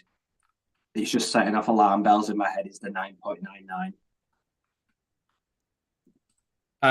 Anyone else got any fallers from this tight end class? Jared Wiley just kind of had a midday. He's too big. He looks a bit leggy, doesn't he? Exactly. Jack Westover disappointed me. I thought he was an underutilized weapon at Washington. Like, he's a really good receiving. He's a really good receiving tight end, but I don't know. I wasn't blown away by what he did in his drills, and I thought he could be a hidden gem, but I think he's going to stay hidden and not be a gem. Kid Stover, and I'm going to go again. Stover's a good one. Stover looked pretty good. Yeah, he could have done his thing there. I'm going to go against the grain though. I don't know what Ryman's done to do the. No, I don't like him. He's not done out in college. He's a workout warrior. And that big RAS is going to impress everybody, but yeah, he's not done enough as a receiver. He's not done enough as a blocker. Didn't we say the same? Didn't we say the same about? And I've literally just said him 2 minutes ago. Brock Wright. He'd barely done anything out of Notre Dame. I'm not going to lie. I didn't know Brock Wright's profile at all. Like I can't lie on that one. So, but again. Kind of watch that Illinois team a lot, mainly because of the defense, but they've had guys on offense as well. But no, I will just apologize to Tip Ryman for saying he didn't believe that space wasn't real, because that was Tyler Owens. He's the guy who jumped in on the stupid birds aren't real meme. Mechanical birds. Yeah, mechanical birds and going by the charging stations. Hard to know whether any of that's real. I I don't really believe anyone had a really bad day at tight ends in terms of the stats. Like, it was a load of people who either did mildly well or just kind of are where they are, and you didn't really do anything to kind of tank your stock. I mean, everyone knows about Brevin Spanford, who was mentioned earlier by Ryan, that he ain't the most athletic guy. That he's just not. So doing a 7.383 cone, it's like, so what? Doing a 4.77 40-yard dash with a 1.67 10-yard split is the slowest of all the tight ends. So what? Like, that's not what he's there for. So just don't think anyone had a bad day, really. Which is boring to say, but hey, you didn't come here to be excited. You came here for the truth. Right, let's move into what for a lot of people is the money day. I suspect on this podcast, day 4 is the money day for the offensive lineman. We'll get there soon. Although I haven't actually watched it yet. I'll get there. But yeah, I wasn't available yesterday. A guy that I picked for Senior Bowl, I am so happy and I am pounding the table for him. Is it Troy? I'm gonna write it down again. Okay. No. We'll get there on day 4. I know who it is. I know who it is. But, yeah, and permission to go for day 3, please, because you all know my guy absolutely tore it up. Right, so day 3 is running backs, quarterbacks, and wide receivers, and we'll do them in that order. So, we are going to start with running backs. What? I thought we'd start with the good stuff and end with the bad stuff, because running backs are stinky. This class blows. Right, Ryan. Your guy's the best, but that does not say a lot about the rest. Okay. Ryan's just sort of dictated this now. Okay, Ryan, we'll come to you for Fallers in a minute, but let's the person who had the most visceral reaction to this, to Ryan saying he didn't like the group, was Ash. So Benson was by far the best running back in this class for me. All right. But the guy I was going to mention wasn't even Trey. Okay, I also like Tyrone Tracy Jr. He's a really good, he's an underrated dude. Can we talk about who's going to be the best running back out of this class? And his dad was a very good NFL running back. Oh, yeah, you can go him, and then I can say my guy. Sorry, Frank Gore Jr. is going to be a stud running back in the NFL. I stand by. I'm more and more and more sold with him as each passing time goes on. The guy just gets it. He's got the pedigree. He's got everything he needs at the next level. I know people go, he didn't do the 40, yada, yada. Don't need to see that. I saw his long speed in the Shrine Bowl. I know exactly what he can do. He is quick. He's deceptively quick. He carries the ball as well as anybody. His technique's great. He's undersized, don't care. Guy's going to be great in the NFL, and he's completely won me over at this point. Right, Ash, who are you going to say? There's only one person I can say. Isaac Arendo out of Louisville. For someone who I remember playing him in the ACC Championship, that dude can ball, and he just showed up why 99 athleticism score from Next Gen Stats. Still probably going to be day 3 guy, but as I said on Discord, this guy has kicked return experience. If you're looking to upgrade at Craig at running back 3, day 3, if he's there, take him. I'm happy. That's someone who is a home run hitter like Gibbs, and he can do special teams. So that's why I love him. Special teams. Ryan, did you have any players that you liked? You mentioned Tyrone Tracy. Yeah, I like Tyrone Tracy Jr. out of Purdue. He's well built. He tested well. Like I say, he got to Purdue and he did pretty well this year. In the Boilermakers, they were bad. There's no make about that. He looks like he could be a decent change of pace guy. But for me, Trey Benson has cemented himself as the best back in the class. And like I said, I think the top end of this running back class is kind of non-existent. You got Trey and it kind of it tails off. The middle is going to be like a free-for-all. But yeah, Benson is just so well put together. Like you say, looks every bit of that 6'1". Like you say, he's just the best.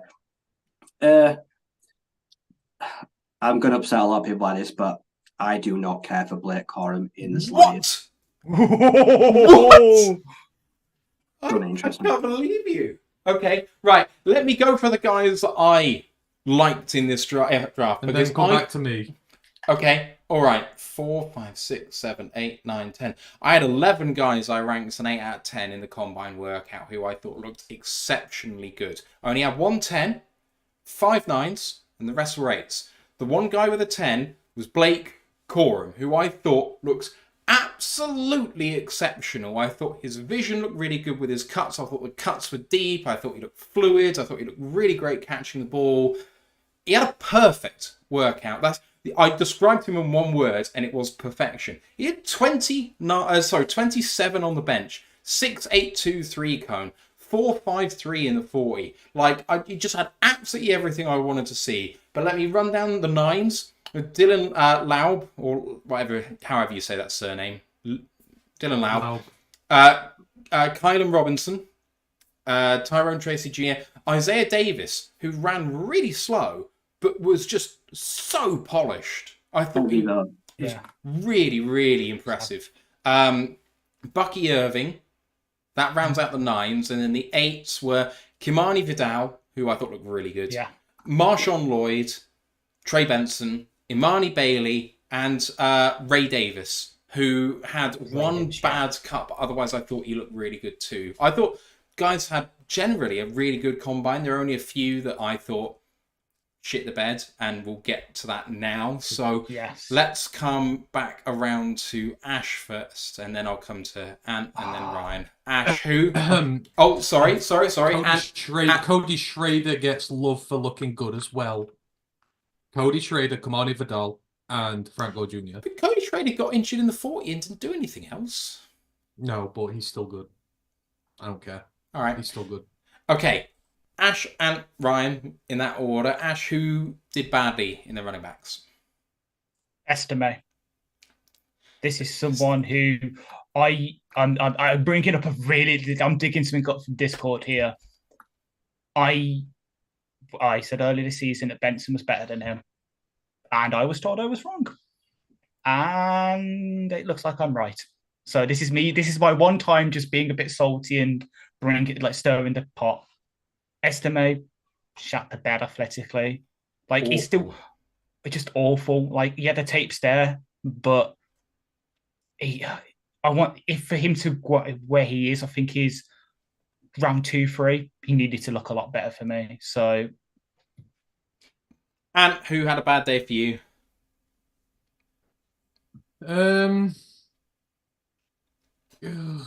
In terms of the running backs, I didn't really have too much of an issue with many of the guys who were there.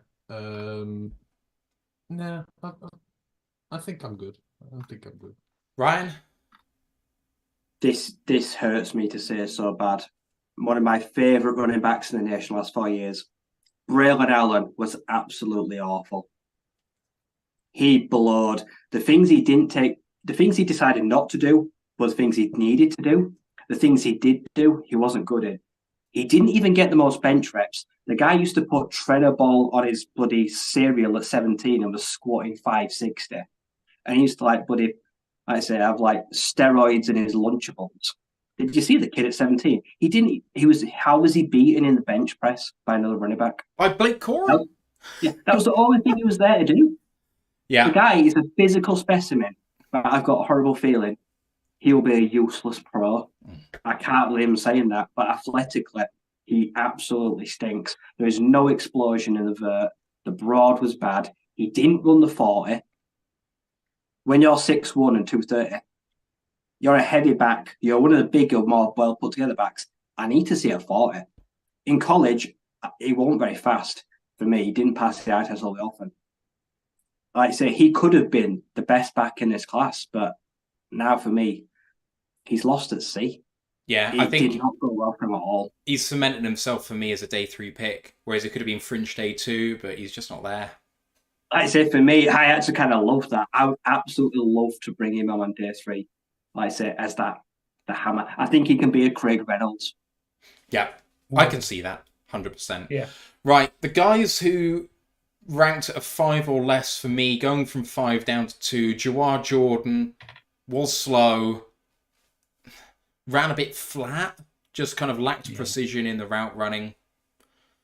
George Holani, late with his cuts, very slow. He was looking like he wanted to be precise in what he was doing rather than being fast, and he just looked like he was doing it at half pace. It was really weird. And then when he had the opportunity to make some catches, he dropped them. It's not great. Dylan Johnson, just recognition was poor, lacked explosion, seemed to struggle with the Deuce Staley drill, which is the bag in an eye where you have to kind of go up, right, back, up, left, back, and then explode through. He just kind of couldn't get over the bags, even though they're about 3 inches off the ground. Frank Gore Jr. Did you see how he finished the season? Like, the guy was hopping on one leg. He's not healthy. Yeah, probably not. But I'm ranking him on the combine performance he tested. If he's not fit, it's his fault. Like, just don't... If you're not fit, you're not hurting your stock by not testing. So just don't test. And there's plenty of guys who want to come to the combine, and you have said there are people who missed out on the combine who should have gone. If you're not quite right, don't go. It's in your best interest and someone else's as well. Frank Gore Jr. just had a... I back your take on him being a really good prospect for the pros, because I think that will be true. But in terms of his combine workout, he didn't run the 40. Fine. Don't care. That doesn't change anything for me. But he looked unbalanced all the way through, like he was going to fall over without being touched. And that doesn't fill me with confidence. He looked like he was ad-libbing when other people knew what they were doing. It was like he was told to run the drill however he wanted to, and he was kind of just making it up. Whereas everyone else seemed like they were running the drill that was asked. And I don't know what that says. Because, okay, when he actually understands what he's meant to be doing, I'm sure he'll be fine. But in this, the uncertainty when everyone else looks fairly certain is worrying to me. And the last one was Audric Estime, who had one of the worst combines I've seen in a long, long time. And the main reason for that was his legs were splayed when he was running. His legs were like this. And it's like, if you want to have agility, if you want to be able to move left or right, you need them close to each other so you can just move quickly. But it looked like all he could do was run straight. He looked so bad when trying to run from side to side. I couldn't even take it. Yeah, anyway. Moving on from the running backs, you want me to do quarterbacks or wide receivers now? Because they both went together. QB shouldn't take long. Let's do quarterbacks then. Who had a good day for you, Anthony Fitzpatrick? All you Penix haters can eat it. He looked really damn good. And he is going to be one of the better quarterbacks from this class. If he lands on a team that can protect him, he'll be one of the best pocket passers in the NFL. That's his ceiling. And he backed it up here. So, yeah, Penix looked damn good. And I'll give him to that. I know on the flip side who I hate as well. And that might be another who hurts Ryan as well, because he didn't look good. Okay. But we'll get to that. We'll get to that in a minute. Ryan, who did he like? I think Michael Pratt looked good. Like I say, his throws were pretty good. He's a smaller guy, but all round, he didn't do himself any harm, which he couldn't afford to do.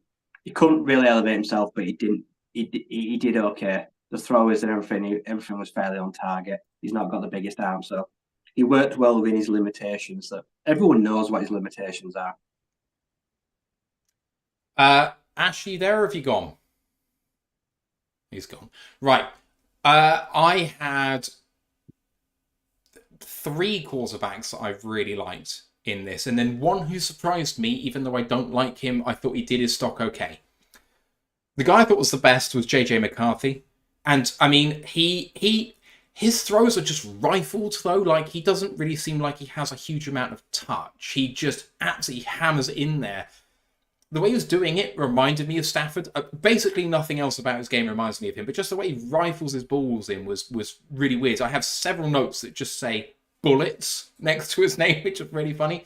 But generally speaking, he was the most accurate quarterback. He has a sufficient level of arm strength. He's got good arm talent. It looks like his processing was fairly good. He was the best for me. Second best guy is going to make Ant really happy, just Devin Leary. I thought he looked fantastic. He showed sufficient arm strength. His touch was fantastic. Like, he didn't seem to rifle the ball in, but every ball just seemed to be in the right place, gave his guys a chance. the final guy I'll mention is Penix as well. I thought he was really good. Bo Nix, I think, did what he needed to do, but he wasn't remarkable. The guy who surprised me, one reason and one reason alone, is a man described previously on this show as, and I quote, an absolute statue. He ran a 4.55. Keaton Slovis. Like, where did that come from? You're faster than so many people who you should be slower than. It's insane, but you're still not draftable, mate, so never mind. He was doing steroids. Drug testing. Ash, who Yeah. who did you like from the quarterbacks? Can I say none of them? Like, they all just... Yeah, I pulled that face. I want to never buy any of them. But it's hard with quarterback. It is, yeah. Like, I guess, I don't know.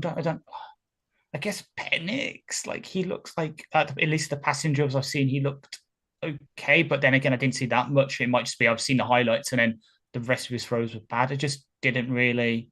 Loved Penix's throws. Like, I was right there. It's because I saw your face and I was just like, oh God, I feel like some... There was a comment on the live commentary which basically said, apart from I think it was the very first throw he had, every single ball has been absolutely where it needs to be. It's just super impressive. That is Penix for me. Like, he is the definition of a pocket passer. Like, and teams want that. So, like, I could see, and I hate saying it because I can see him doing really damn good there. If Kirk doesn't come back to Minnesota, put Penix into that system with Jefferson, with God, I should remember his name, the guy they drafted out of USC last year. He started at Pitt with Hawk. Just with those weapons, I know they doesn't have a run game, but as we discussed, there's some good running backs. I can see Penix doing well in that kind of, like the sort of McVay, Shanahan's kind of scheme. I can see Penix doing well in that. Jalen McMillan to be his wide receiver 3. Exactly. Addison, Jefferson, and McMillan. Yeah, like they'd be fierce. Like he'd do well there.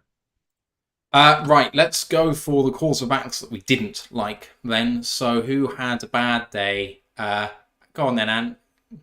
Sam Hartman's going to Canada. He was terrible. And I hate this because I've loved watching him in college over the years, but he's going to Canada. You know, he's had a bad year. He's going to Canada. He's not getting drafted. He's not even making a practice squad. He might make a practice squad. He'll get cut quick. He'll end up in the CFL and put up some ridiculous numbers there and then come back in a few years maybe. That's his route. Didn't like him. And fraud of this whole thing is Joe Milton. His pretty throws will make someone do an unpretty thing and draft him. He's awful. He's terrible. He makes these throws in pajamas all the time, but he can't do it when it matters. He's a fraud. And don't let that combine performance fool you. Right. Ryan, what do you think? Yeah, that 4.8 40 for Sam Hartman ain't saving him anything. He's going undrafted.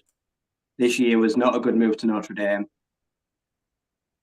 And yeah, he is just littered with... It don't matter how handsome the bastard is. Like I say, he is just littered with problems. And also, that really stupid arm strength drill. Like, I hated that. Didn't do very well. Who's trying to slant at 55 kilometers an hour? Like, Matt Stafford. Yeah, it just, for me, it's just, I don't like that drill. That's not arm strength to me. But also, he didn't do well. He only had like 48 kilometers per hour or something. Like, he was down like the bottom half. Yeah. His arms are weak. He's not a good scrambler, despite the 40. He's not good in space. Like you say, he looks like a deer in headlights. Yeah. Unfortunately, it's me, and I loved him at Wake Forest. But the moment he left to me, the dream died.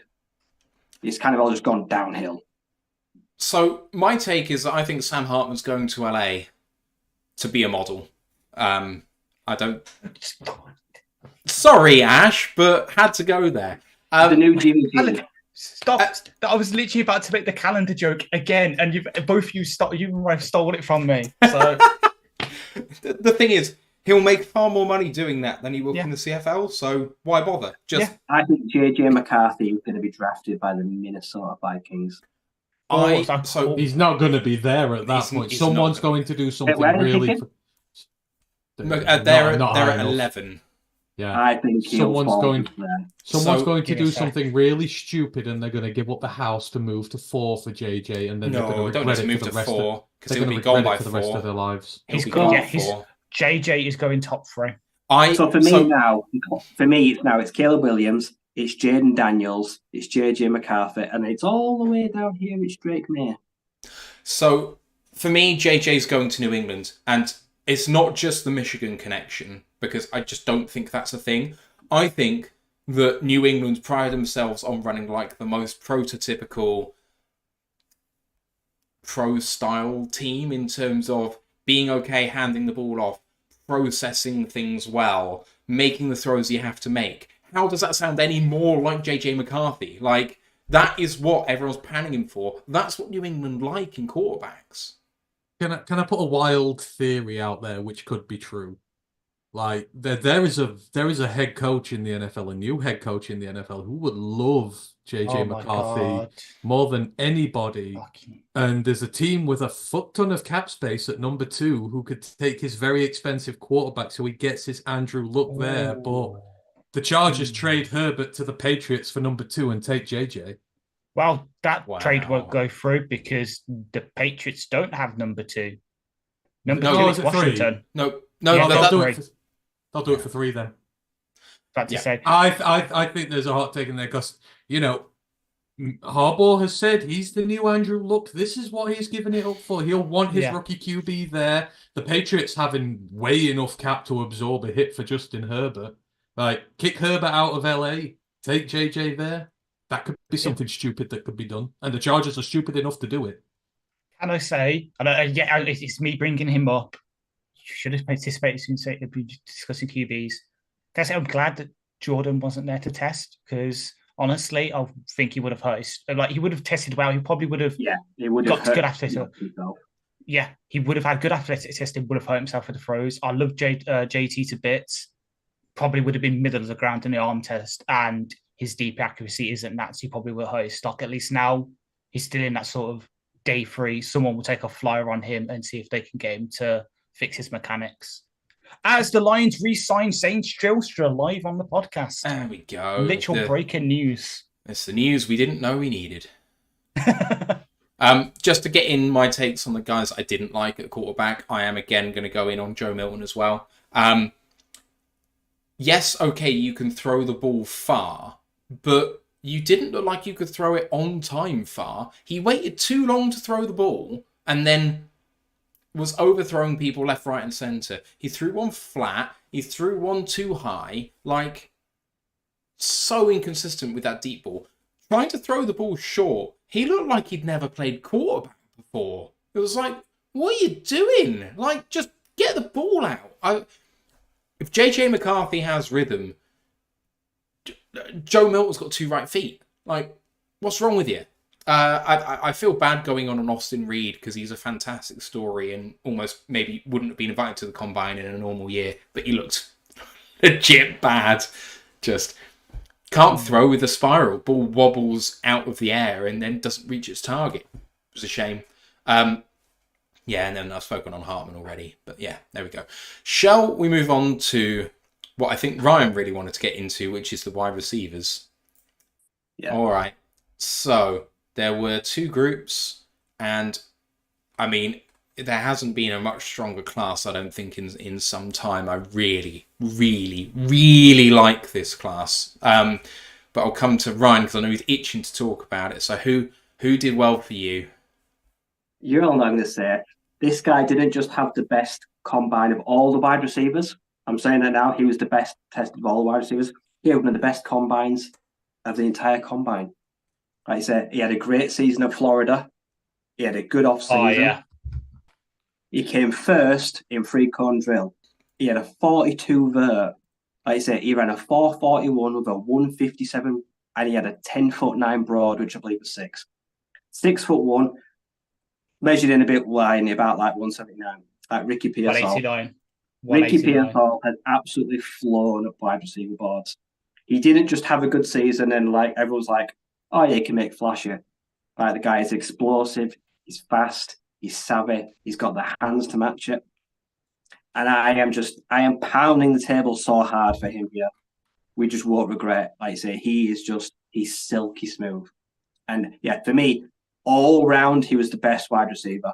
Like I say, when you just look, had well over a 9 RAS, and he came out with like a 6.82, will eventually be a solid starter combine grade. For him, that's brilliant because they weren't looking at it like that. They were looking at it as a rotational piece before that. He's done himself probably the most good of any wide receiver in the class. And this wide receiver class, I agree, he is good. There are a lot of guys out there that are really good. Like I say, I like Xavier Legetta. Like I say, I think we'll be looking at him pretty hard. I know the Lions had a formal meeting with him. I like that we had a meeting with him because I think he offers that proper X size. Johnny Wilson, I know someone in to be a receiver, someone in to be a tight end. I say leave him at receiver because he's athletic. He's not big and slow, tight end. He's big and fast, and he's got a catch radius like a fucking pterodactyl. Like I say, he's going to take a lot of work, but you might just get, like say, like the Kobe or the Shaq of the NFL. It could be the next Shaquille O'Neal. So yeah, what a fun group to watch. Yeah, it's not strong right at the top, apart from, well, no, that's not true. 3 guys who might go in the top 7. So, but it's strong all the way through. About Johnny Wilson, I don't know, Ash, whether he was injured at all because he kind of stopped halfway through, didn't do the curl, go, come back, post corner or end zone fade. So yes, and he take it with a good pinch of salt. It might just be him saying it because his 40 was a bit slow. Supposedly he tweaked something in the 40, and that's why it was a bit slower than what we was anticipating, because it was about 500ths off what it was supposed to be. And just to piggyback off that, I know his 40 wasn't the best, 4.61, but fucking hell did Keon Coleman show out in that gauntlet drill. Second fastest time, and he looked fucking smooth doing it. And that's the thing he needed to work off, was the route running, because he was very much a 50-50 catch ball, go route kind of guy. And it seems he's been putting in the work to work on that route running, which is his big thing, was that and release. So yeah, the 40 wasn't that great. But as someone who has been part of the Keon Hive since day dot this season, I actually am higher on Keon now than I was coming into the combine somehow. It's like him. And then I did love Parcel as well. Like, I hate saying it because the Florida rivalry, and also because it is pretty much him and Keon sort of batting it in my head as like the top 2 receivers I kind of think are realistic for us. Both did great. And also, you know what? Brennan Rice. Having to, like, I know some people have a bit mixed reactions with the Caleb Williams thing at the press conference, but you know what? Brendan Rice, for someone who I didn't know that much about, you've raised yourself up the list of people I'm watching at wide receiver now. And who did well for you at wide receiver? So this was the small school day for me in terms of because everyone knows prospects at the top, but at the bottom end of it, Anthony Gould looked really damn good, and he's one of the best returners going. So if you're looking for sort of a guy who's going to come and impact your special teams big time, work his way up the chain, he's certainly in that frame now. We're going even smaller school to the FCS, but Ryan Flournoy continues to impress. Like, he didn't necessarily in his all-star game, but in the week up to, he looked really good in his combine. He's looked really good as well, and he's got the prototype shape you want for a receiver in the NFL. You've seen how Andre Yoshavas has taken to the league eventually with the Browns. He's getting his way in there. He's working his way in.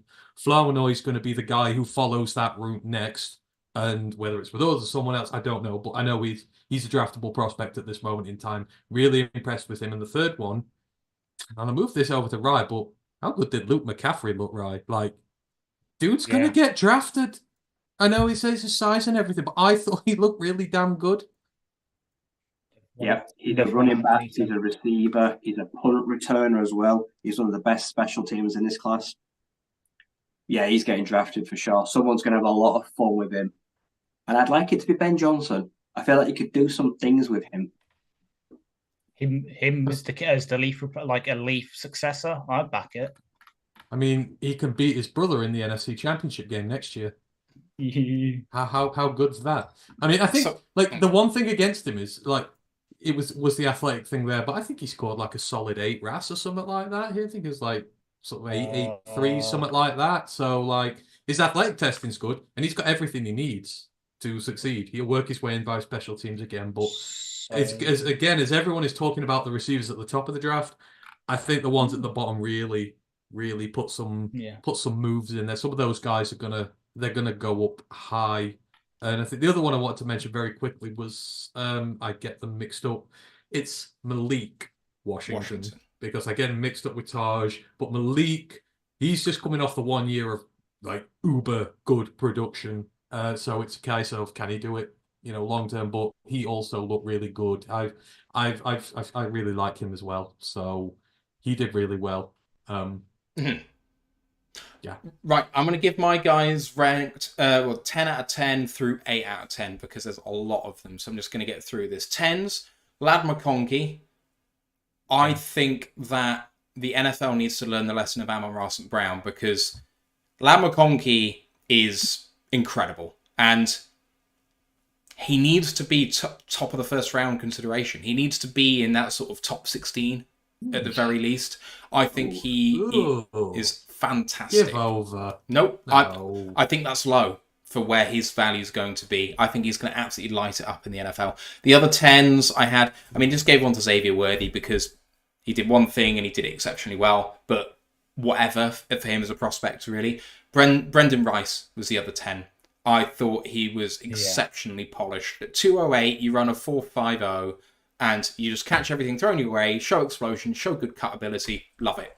The 9s, Bub Means, fantastic day. Wow. Thought he looks incredible. Pittsburgh guy? Yes. Yeah. At 212, he ran a 4.43, and he caught everything. Just amazing.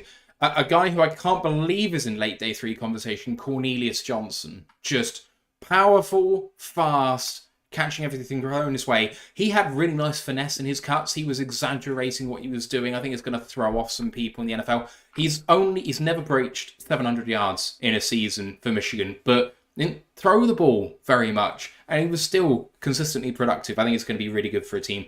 The other 9s, Taj Washington, thought he looked fantastic. Jalen Polk, Ricky Pearsall, and then the 8s, I had Jermaine Burton from Alabama. Thought he looked very agile, really liked it.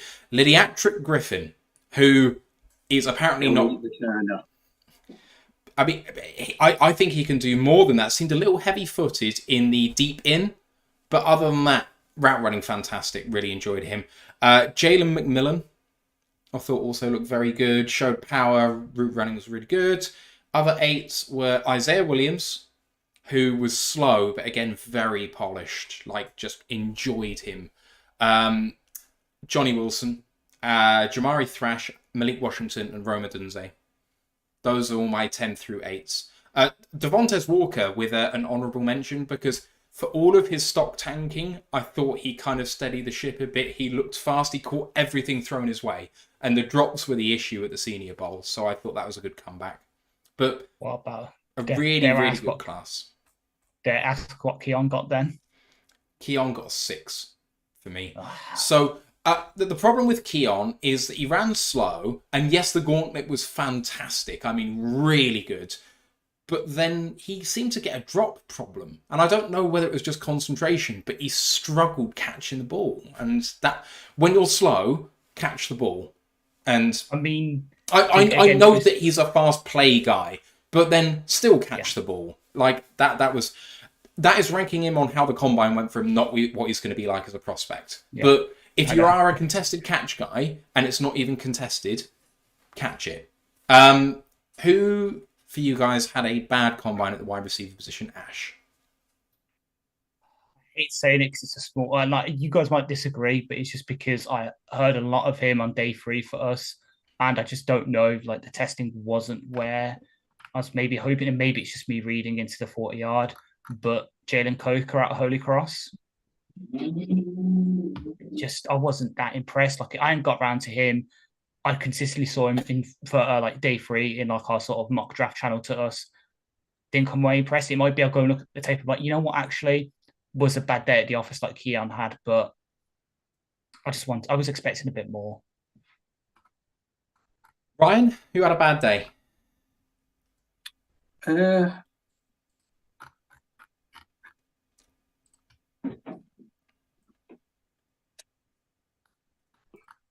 I'm finding it very hard to give people bad days.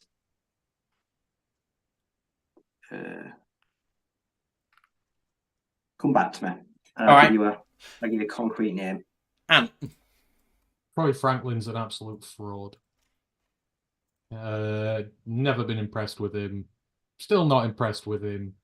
And he's going to go way too high for what he should do. I didn't like that from him. Others, I wasn't impressed by Jaquan Jackson. That's unfortunate.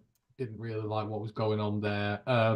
But outside of that, again, there's no one who I wasn't already down on or I wasn't too keen on other than that. But yeah, Franklin was really bad, and he didn't do well out of this. I don't know who else looked good. No, I think overall the receivers did okay. They did pretty good. Ryan, coming back to you. Do you know what? Troy Franklin, he just don't do it for me. It's going to be quite funny when it comes to me. Yeah. So Combine was okay. The season was okay, but I just don't see anything. He just don't stand out. There's nothing there to just separate him from other people. I mean, can we call Harrison a loser if the others have like leapfrogged him? I don't know if he has, but I don't think so. They haven't really. I mean, I don't blame him for not going like that, not turning up shit. They should have known better. Like he didn't want to do it. I think it's the right decision. I do. Yeah. So I'm saying this, but I promise, Ant, it is not me saying this. It's just what I've seen around Twitter sphere and that. Supposedly people are down on Roma Dunze out of this. They think now there's a massive gap between Harrison and others, and then there's a massive gap to a Dunze and everyone else. That's fine. I'm a Josh Schuthers fan, so like he didn't go. His stock has risen from not going to that thing. Yeah. There's no one. There is not one of those receivers who has made me think that we should take him over him. Like Cephas is still the guy, and he should have been there. Right, so for my guys who had a bad day, because so few had a bad day, if you got 6 or less, you had a bad day because everyone else did better than you. So the 6s, Ryan Flournoy, a 6 is a good grade, but just didn't think that you looked particularly great. He was fast and powerful, good at tracking the ball, but wasn't great at catching it. Balance when he was trying to stop wasn't great, so comeback routes, curls, just looked like he was overrunning it because he couldn't stop his own momentum. He could get better with that. That could be something you train, but he wasn't sudden in the way that I wanted him to be. Anthony Gould, again with a 6. His timing was fast. His play speed was slow for me in terms of like the gauntlet. He was not... I wanted to see him run that faster, and I think he's capable of it. I think he just kind of played in himself a little bit, but whatever. Keon Coleman I've already mentioned as a 6. Adonai Mitchell, who obviously really fast, and that's why I ranked him a 6 as well. But he seemed really bad tracking the ball. Like, he just seemed to lose it several times or see it late. And to his credit, he then showed off his ball skills by being able to catch some of those balls that he tracks badly. But it's the sort of thing that we've seen from Jameson where you just need practice at it. I think he can get there, but I didn't like to see that.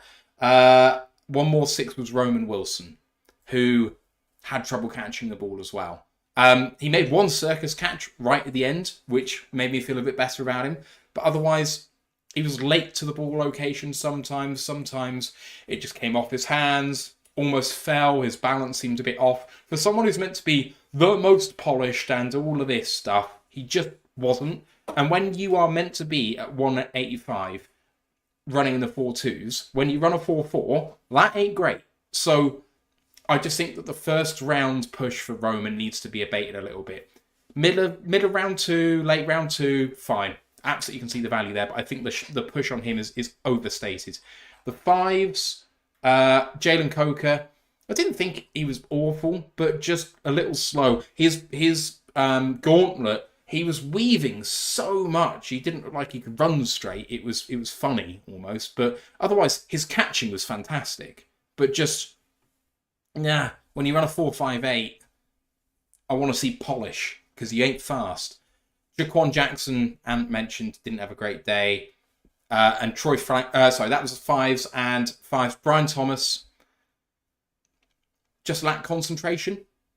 Just kind of wasn't there. At 2.09, when you run a 4.34, you should be having a fantastic day, but dropped 3-4 balls, struggled to stop in routes, wasn't great.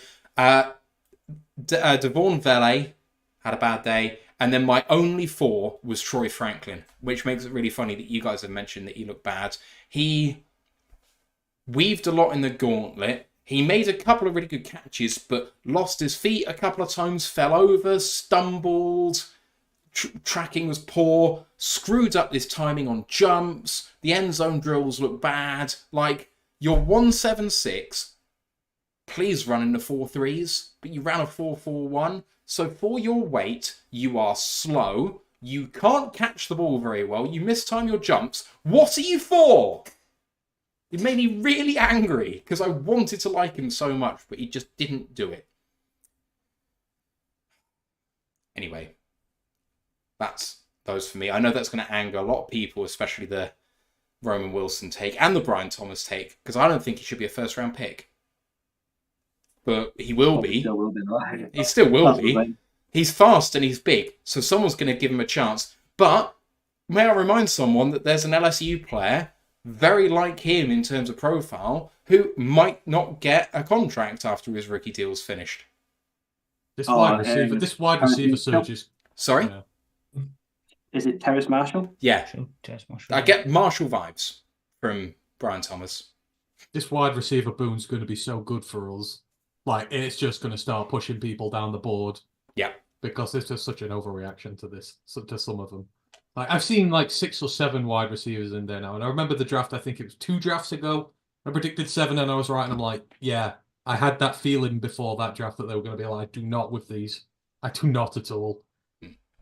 Right, on to our final day, the offensive linemen, and I must confess, I do not have the breakdown for these guys, so I'm entirely relying on you for yesterday. I want to do this again, so I know who Ryan wants to talk about. At least I think I do. I have. So one of 2 people, I think. I've got it. It's on the other side of this paper, Ryan. But no, you can't see it. But like, I know the guy you want to talk about. Right, the gauntlet has been thrown down once again. Ryan McCluskey, who had a really good day on the offensive line.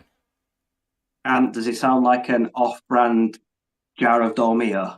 It does, yeah. Yes. He's there. Dano Bartolone. Oh, there we go. I'm good at this. / guard from Wisconsin. The mullet madness. The majestic mullet. Like say, what did he run? A 4.93? Yeah. Like that. He was like top 5 in every test for offensive linemen. It's ridiculous. The guy is going to be one of the best rookie pulling guards. Like I say, if not a centre. Like I say, he has split time, to his credit, quite a lot of snaps as a Badger. But yeah, like I say, good, decent, overall average to good size, but athletically, he blew it up. Like I say, and we need him. He is a run game aficionado. Gets to the next level, he will just bulldoze guys. He will literally just flatten them and he will just laugh at them. Like I say, he gets to the next 2nd or 3rd level and he just looks for someone to hit. And he's so good at coming across the line. Like I say, he knows exactly time to pick up the blitz, pick up the blocks or seal the edge.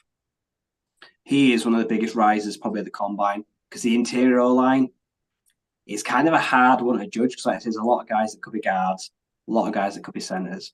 Not many that can do both. I think he's one of those that can do both, and that's going to make him very attractive. More attractive than he already is because he's very handsome. Anyone else, Ryan, that you want to shout out as having a good day generally across the offensive line? Coleman, who was the guy with the long blonde hair? Brandon Coleman at TCU. Coleman, yeah.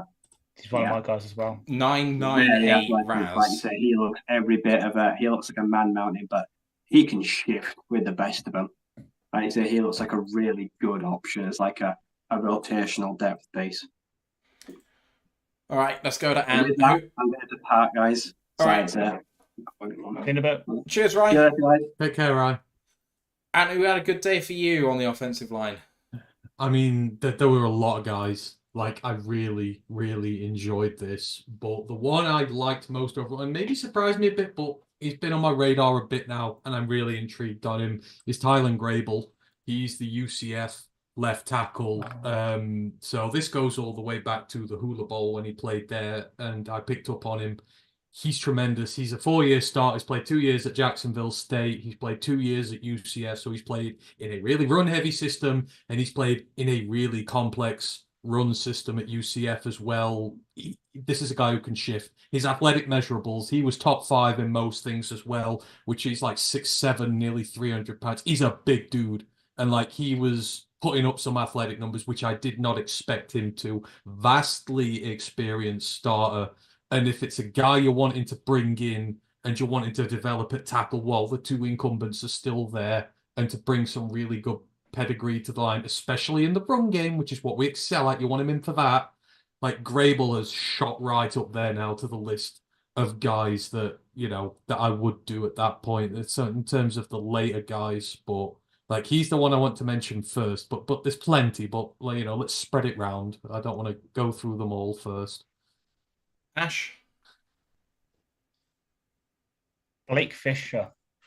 So everyone was focusing on Joe Olms, the other Notre Dame tackle, but I liked what I saw from Fisher. We're in the market for a swing tackle, still OT3. I think there's something there that could be developed on. Like, and then obviously on that same vein, and I know he ran the fastest 40, so of course everyone's going to know.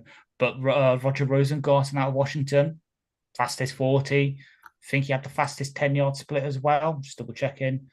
No, he didn't. Okay, scrap that. But again, the guy, there's stuff there that we can use to develop. We were looking for that because obviously, as much as we love Skip, he can't keep coming back on 1-year contracts. It seems the Matt Nelson experiment's finally over. We need someone who can be a reliable swing tackle, especially with how much we go to 6 offensive linemen. So I came away quite impressed with them too. And you want to... Oh, hello. Let's not do that. You want to shout out some more guys, so crack on. Oh, hang on. Who was I going to shout out next? There's 3 or 4. Honorable mention to Talise Fuaga. I mean, like, he is so good. And I said this was my... You know, I have some draft takes that are like in my the naughty part of my brain. They're the naughty thoughts I shouldn't have. But the naughty thought here would be to trade Taylor Decker, move Penei Sewell to left tackle, and put Fuaga at right and just absolutely kill teams when you're running against these two. Honestly, he is that good that he would make a little piece of me want to do. Of course, I don't want to do that. That's just a little naughty thought, but that's just how great he was. Like, dude, you just see how athletic he is for a tackle. Like, there's no give or anything. He just changes direction on a dime. He's got speed. He's got strength. He's nasty.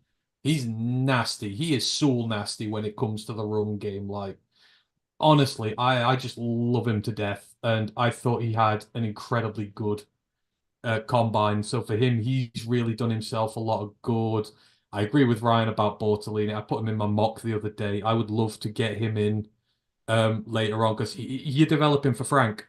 If Frank has a year or 2 left, he's the guy you bring in and you get him going in a couple of years' time because that's what he needs. He needs some development. But you know, those Wisconsin boys are they're really tough and they're exactly our style of player. So he looked great. I mean, you know, I don't want to take everyone, but if you're looking again for small school guys, CJ Hansen was really good. The Holy Cross tackle, another vastly experienced guy at a lower level who athletically has ticked all the boxes that he needs to. He's got the experience. He's got everything you want again as a development guy. So he firmly goes into the box with Grable, but Grable's got Power 5 experience, so put him over it. But you know, some of those guys were really impressive.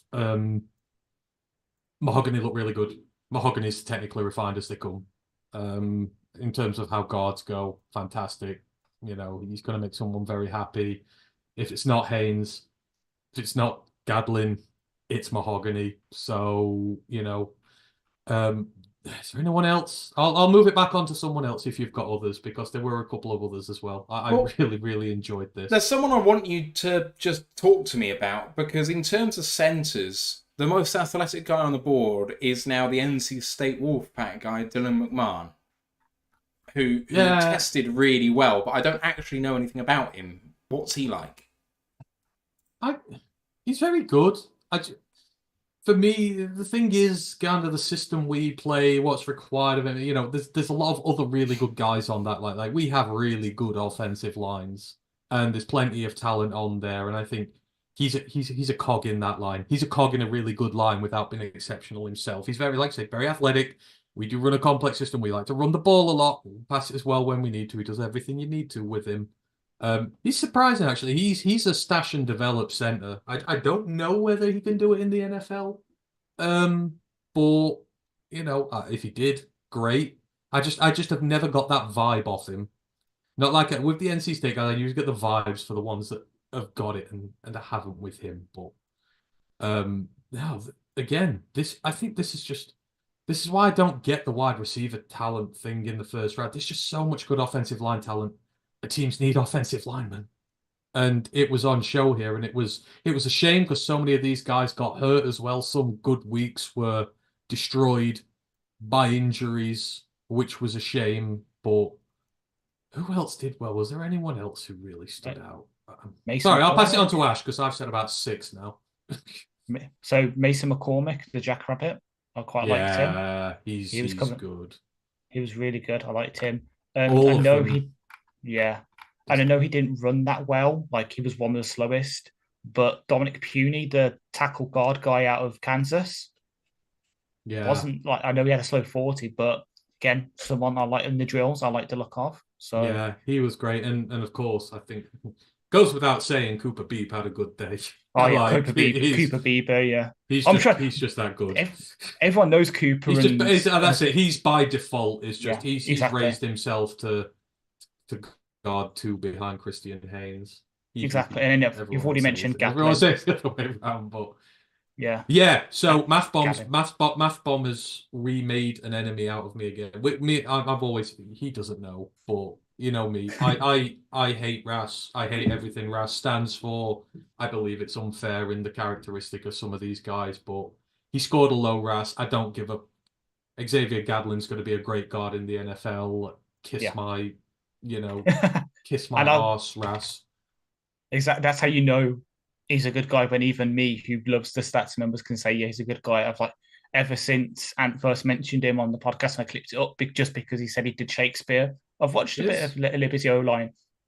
Pretty damn good guy. So he's if you can get me and Ant to agree on someone from completely opposing viewpoints of things, he's got 1,000 career snaps at 4 different offensive line positions. That's about as versatile as you can get. And yeah, his stats don't look good, but hey, he's moved around, and the last 2 years he's been utterly dominant. So yeah, I'm going to go against Ras on that one. Ras is wrong. Talking about Raz and going with the Raz for someone who's a really good pass blocker, not in the FBS, go to the Jackrabbits, and Garrett Greenfield tested really well. Yeah, Greenfield, yeah. And, I mean, his pass blocking is 82.6, the run blocking is 56.6. So, little bit of work to be done in that regard, but 6'7", 320, and you put on that performance. There's a big boy going out there, and he had the biggest broad of all of them. Biggest vert. 38.5 at 311 pounds. Come on, man. That's insane. Who did badly for you guys? This is not his fault. I want to say that straight away. But Amarius Mims, so he tested really well and looked really good, but he pinged his hamstring, and the big knock on Mims is his health. He has played so little football during his collegiate career, specifically because of hamstrings, and this is where we come back to the whole offensive lineman should not run the 40. it's antiquated, it's outdated. They should just get right off and do a 20 with them because no one cares what your O-lineman runs over 40. They just don't. It's your 10-yard split, it's your 20-yard split in the run game. How good is that? Because all three of them injured themselves between 30 and 40. Just stupid. Shouldn't be done. But he's a faller because of that. That injury indirectly affects him because everyone is going to be screaming, oh God, the injuries are back. And he is a big man.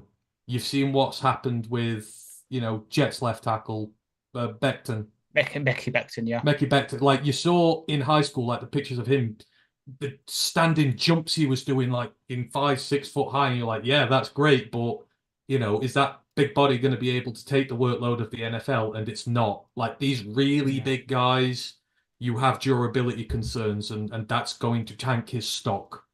Well, honestly, and it's not his fault. I thought he looked really good and he was impressing me, but that injury's just ruined it all. No. Well, his stock's also down for me because, and it is his fault. He's a snitch, so F him. No one. Oh yeah. Let's just say I have some personal grievances against Mims after recent NCAA news. But anyway, put that aside. I don't know. Like, I'm trying to think because I didn't watch too much athletic testing. I just want to quickly say we missed out Frank Crum for positives. Frank Crum, very good. Yes, and he's got the best mullet in the country. But, I was going to say because he was the other guy other than Tanner that I thought that Ryan would be mentioning because obviously he loves his Wyoming guys. I hate saying it because, especially since, to be fair, you're not really much of a Razorbacks fan anymore, are you? So I can maybe rip him a bit. I don't have no interest in bowling, so do what you want. Brady Latham I didn't like what I saw, but that might just be me. Who else performed bad? I mean, just in terms of the athletic testing, in terms of making yourself borderline undraftable, Jeremy Flax. He's always the Kentucky lineman. He's always had issues. Yeah, you just can't go out there and run a 5.65, 5.64. Like, ugh. Yeah, that's true. Who else? There were a few others that I weren't too keen on. I don't think Aguakon looked good, the Florida center, and I'm not doing that just to butter up Ash there, but I thought he looked. I thought he looked poor in the grand scheme of things. I wasn't. And you know what? I'm going to get hate for this, but I don't care because they were boasting all week about how the Michigan guys are 2 years ahead of everybody else. No, they're not. Stop it. You're the one doing it. You're the one doing it. Go on then. Shut up. The Michigan guys aren't 2 years ahead of everybody else. They certainly as hell didn't look like they were 2 years ahead of everybody else. I'm sorry. There's a reason that none of them are high-level draft picks. Like, they're that much more advanced. No, they're not. I'm just going to say now, the Combine proved that wrong. They've been great in college, but at the next level, like, I don't see the next... I don't see the next superstar Michigan offensive lineman in this group, in this class. So did Zinter test? No, I didn't think he would. This is at the Combine. Yes, I'm not classifying Zinter because he didn't do the thing. Like, Zinter is one of the best guards going. He'll be a stud if he recovers. But the rest of them, I'm sorry. 18 guys went, but they're not all that good. I found one other guy who maybe had one of the worst days athletically, which is Andrew Rame from Oklahoma, who managed to do a sub. Hurt. Did he? He did a sub 8, but he did a sub 8 foot broad.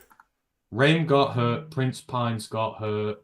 Amarius Mims got hurt. Prince, you know what? I didn't even know Prince Pines existed. I'm not going to lie. That is. I'm sorry, Prince, but in fact, you know what? I lie. Most of the Michigan guys look shit. Drake Nugent looked good. The center. I'll give him that. He looked good, but the rest of them, no, they're not worth a penny to shake at. I don't know. All right, should we leave Combine there? Should we wrap that? Swamatai looked good, but I'm telling you now, wolf in sheepskin clothing. I know you'll love him because he's Sewell's cousin, but he's a lie. I like him as an athletic project to develop. Yeah, not around. That ain't worth the pick that he's going to command. When I say that he's lazy on the field, I mean it. He does not have Pene's work. He does not have Pene's drive. It would be a massive mistake taking him. And I have watched numerous videos because I've tried to change my mind because I used to like him. But the more I've watched, the more it pulls me away from him. All right, we've got a few questions to get to, which we'll take on after the end of the audio show. Is there any any thoughts you guys want to get in before we close out the audio pod on the combine in general? About enjoying the event, about the people opting out, about issues with people opting out of specific tests or anything like that. Tom Grossi can stop interviewing Max Melton. Get lost. You're saying that, and I'm going completely the other way. When I was walking home from the gym yesterday, I put it on, and it was just when Lance was talking about Mort, and I was literally tearing up on the way home from the gym watching that. That legit broke my heart watching that. Yeah, I was watching it when they did the live reaction to it. It was like, that was tough. Yeah. R.I.P. to him.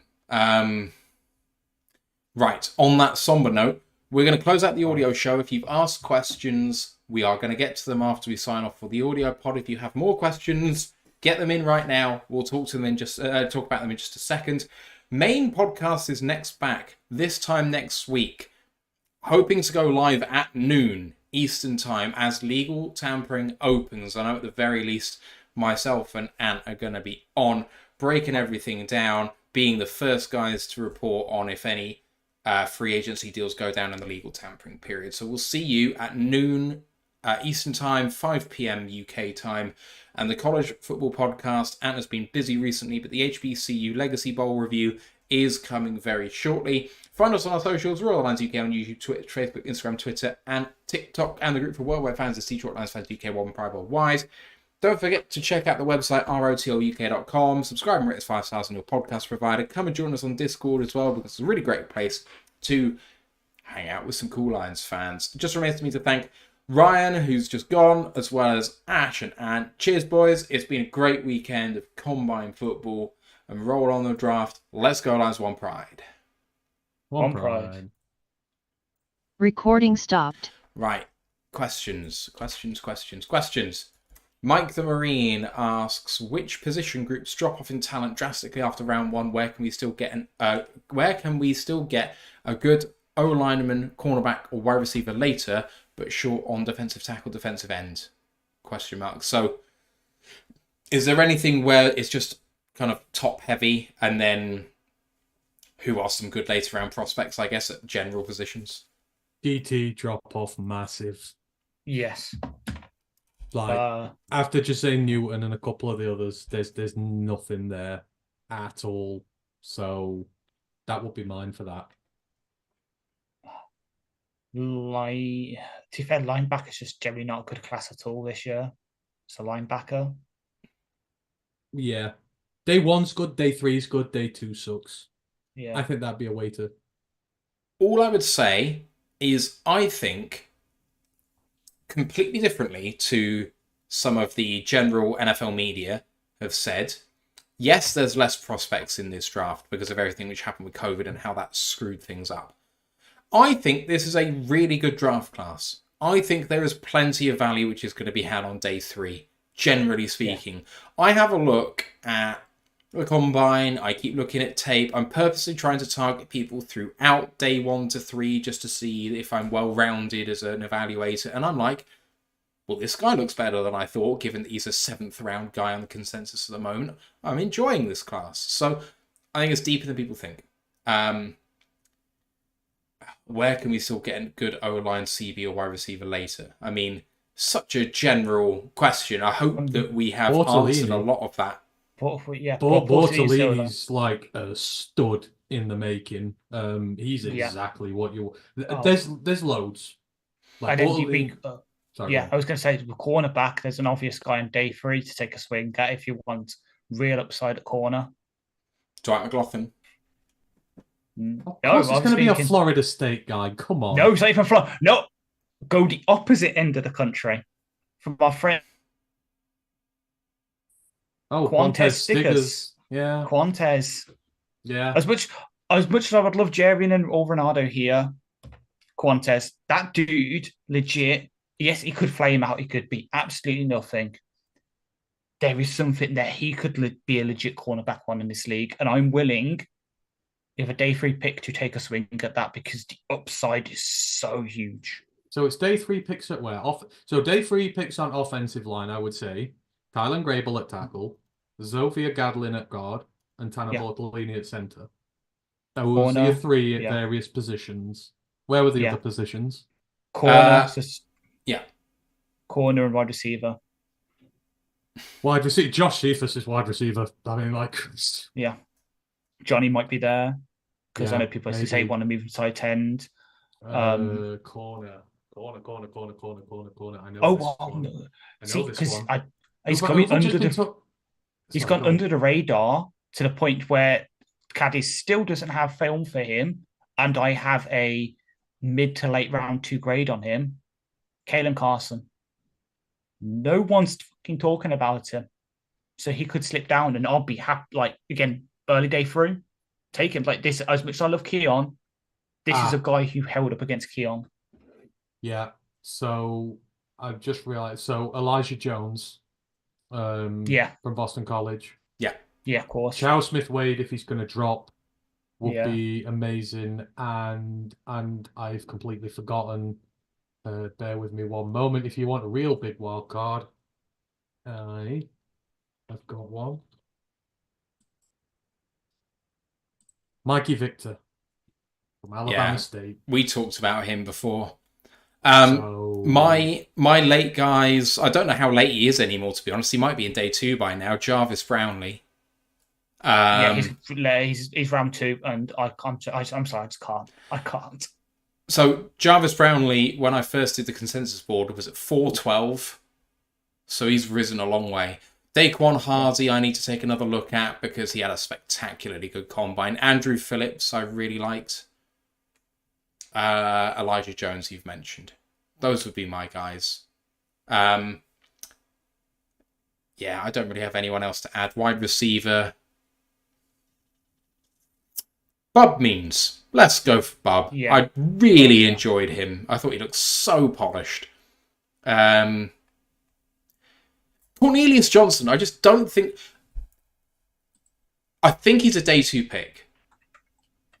I just think he should be a round 3 guy. But at the moment, the consensus is putting him at like 220. I'm not talking about even my consensus right now. You go to NFL Mock Draft Database, he's at around 220, 230 at the moment. It's like, how's he a round 7 guy when he's just fast, tall, good hands, good route running? What's wrong with him? What am I not seeing? I don't have offensive line takes at this point. I just don't. I'll say for wide receivers, I'll say it for Rye, one of the Yankee brothers. That's true. All right. Mike also had another question, which was, would you take linebacker in the draft if it's an upgrade? If it's best player available. Go on. That's another thought in my naughty corner. Peyton Wilson, round 2. Yeah. Like, if you're just talking about best players available, if you have Peyton Wilson and Jack Campbell as your linebacker core for the next decade, like, you are in a very good place. Like, a very, very, very good place. You're going to have the biggest pair of ass kickers in the league. Like, that is just my naughty thing. It doesn't make sense. This is why it's in the naughty corner, because it doesn't make sense, but part of me would love it. I'm all the way in on it. See, I could back it. Someone a bit later, who I think is up there, he's definitely better than his overall rank, at least the consensus board. Out to UNC, Cedric Gray. As a late, I do like Cedric Gray. See, him and Nathaniel Watts had amazing shrine balls. Like, Nathaniel Watts is another one I'd take.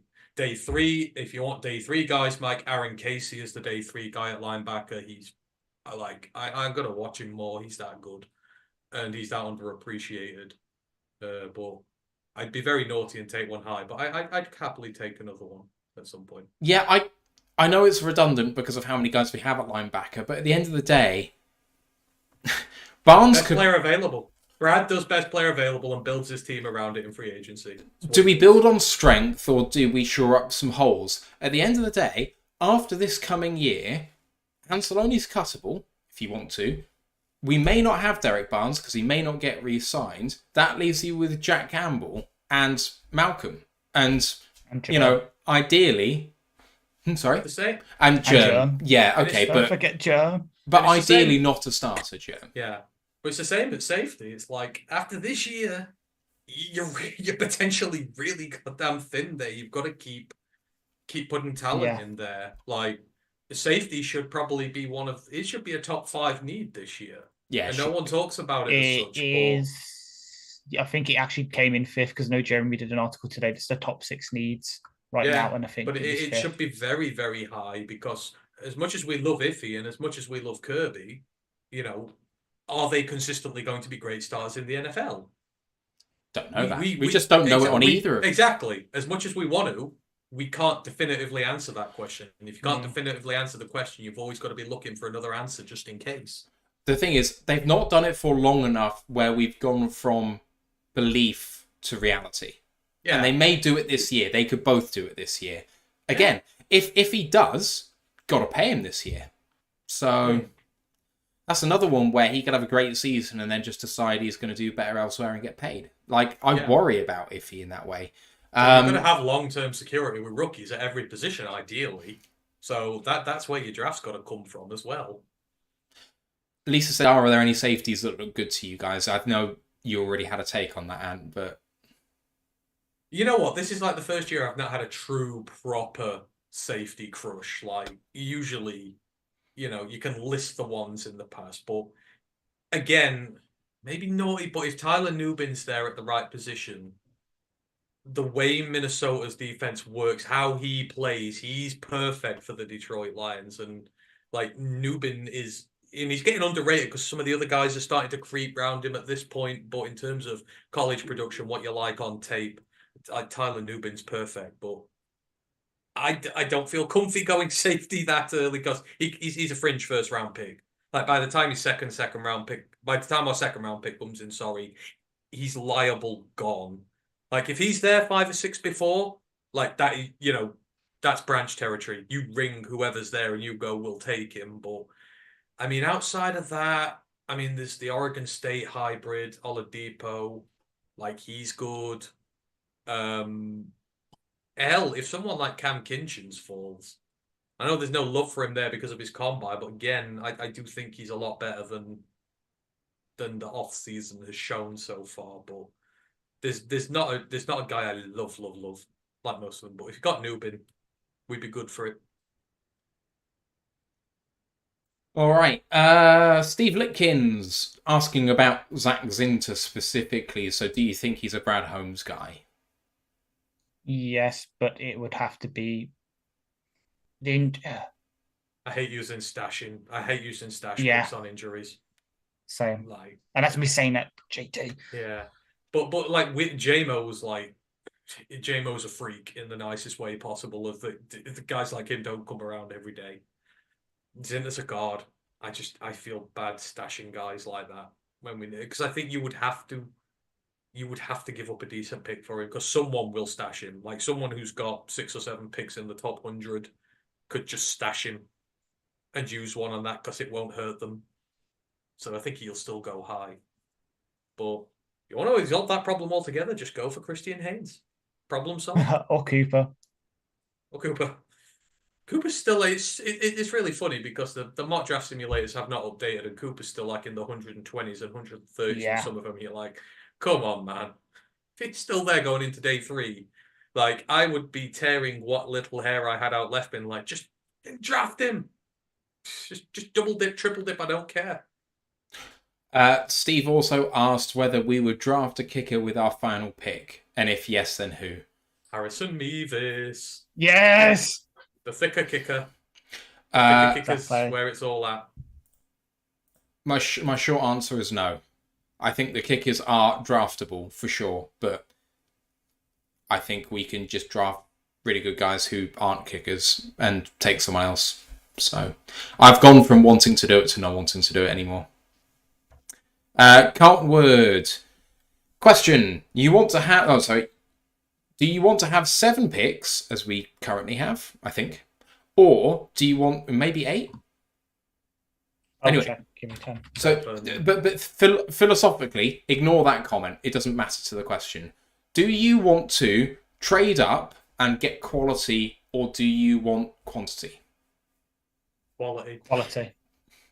At this point, I would sell my soul for Jose Newton.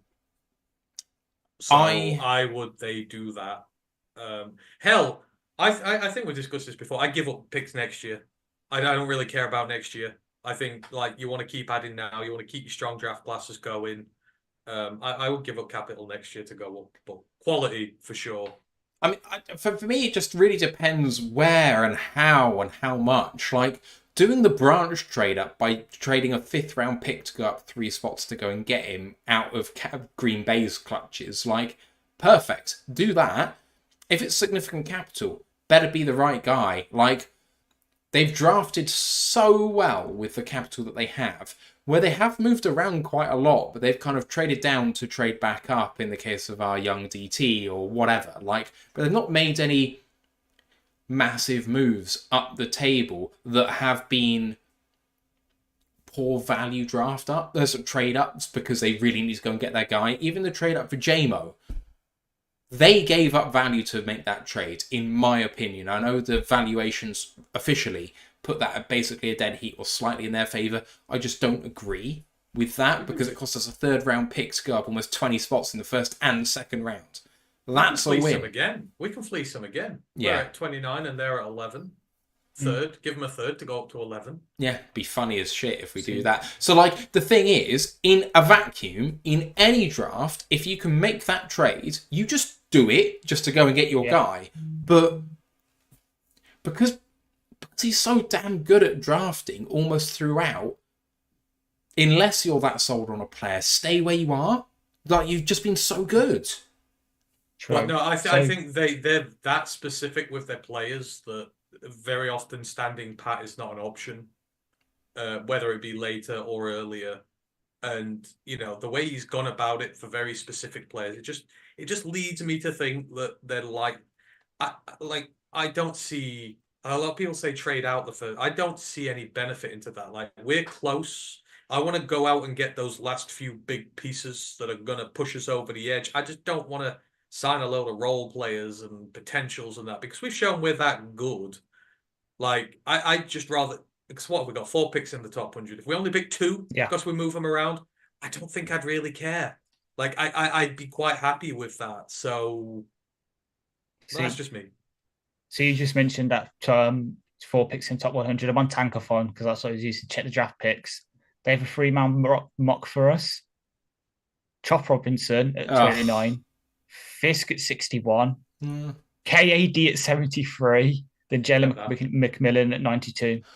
That would be a good draft despite Chop at 29. Because the thing about Chop is he's a fraud, but he could come good. Like, there remains that possibility. But the problem is, I don't think he wins on his initial step, and all he has is speed. So he's not a 1st round pick. He's not shown anything to be worthy of a 1st round pick. It was like, oh my god, he's so athletic, he wins with speed. Why does he only have 5 sacks then? Yeah. What are you for if you don't win with speed to hit the quarterback within 2 seconds? Like, Adebaware was pretty athletic. What the hell happened to him? Exactly what we knew was going to happen. I think he's going to be like a round 3 guy. Chop Robinson.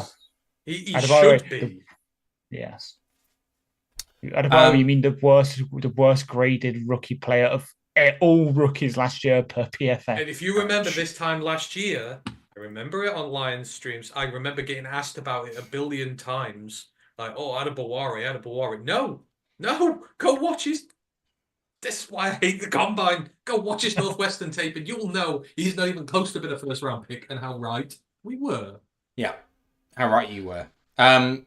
Big Aries asks about McKinney Jackson, defensive tackle from Texas A&M. I haven't watched him yet. Pass. Okay. Pass because you don't like him.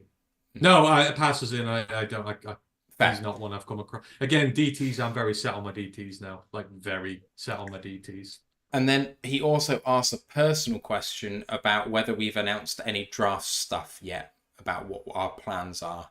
So, myself and Ash are definitely going. Paid up, it's happening. In terms of plans, nothing solid. We know where we're staying, we know how we're getting there.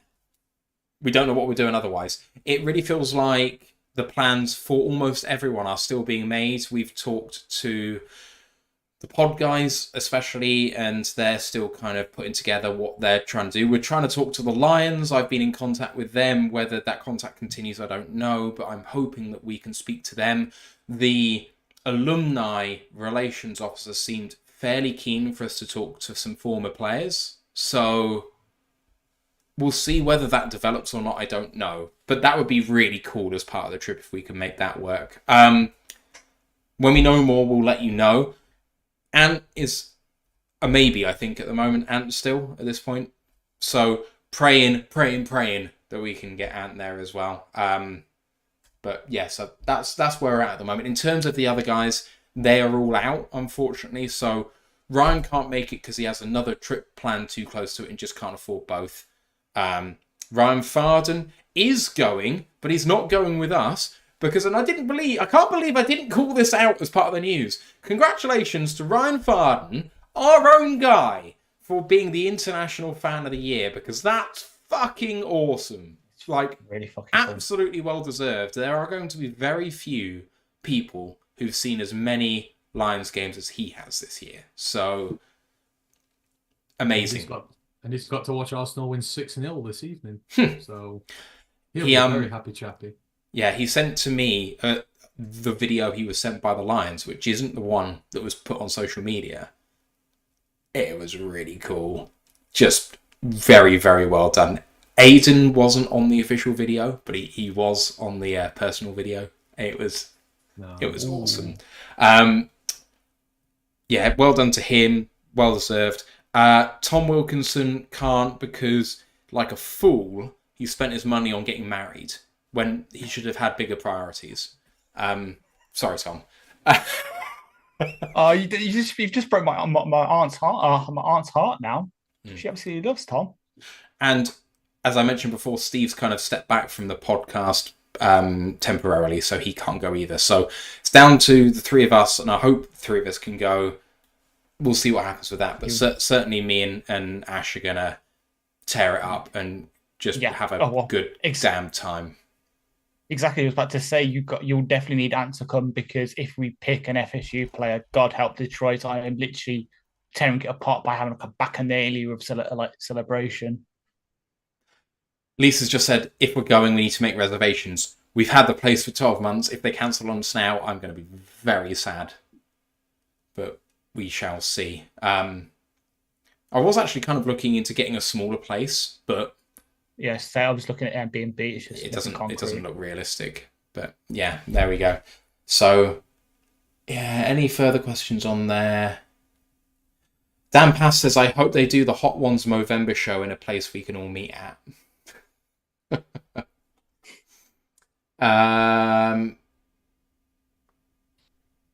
Experiment says, worst trade up so far. Broderick seemed like we gave up a lot of picks, but hopefully he develops to be worth it. Ant's take will be that we traded down to get the picks to draft up, and so we didn't really lose picks to do it. I mean, I will say, considering how well we seem to draft, but having all of those picks, we could have just stood where we were with those picks and drafted more guys, but where would they have fit on the roster? Good point. Again, I'm just going to say this until it's over and over. Grade a draft after 3 years, guys. Like, please.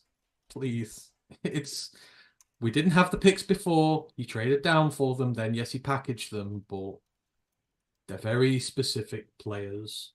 Look at where he's come from, and you would have known straight away he wasn't a starter here. Like, just, you've seen what's happened with Iffy. You've seen what's happened with Barnes. Trust the process. Guy who's never going to do anything year one, ever. He's getting married now, so, and big ups to him, by the way, because he's just got engaged. So he'll kill the off-season and then come back and kill it next year. I think people will be pleasantly surprised by him. Yeah, fair. All right. Carlton Wood asking now if we have spare beds. We were going to try and make it as cheap as possible, sharing beds, whereas at this point now we don't have to do that. So in some ways, although it's slightly more expensive, might be a relief. I don't know, but we'll see. I mean, I don't know how loud you guys get when you're drunk. That's a big question. Oh, I chant Latin in my sleep, so Oh, for fuck's sake. Please stay in your own room. I'm joking, I don't. Oh, infinitum. Yeah. Oh, I was saying some Latin earlier today, but I can't remember what it was. The facts speak for themselves, which I can't remember what that is in Latin, but it pertains to my work. I've got a GCSE in Latin. Nice. Two.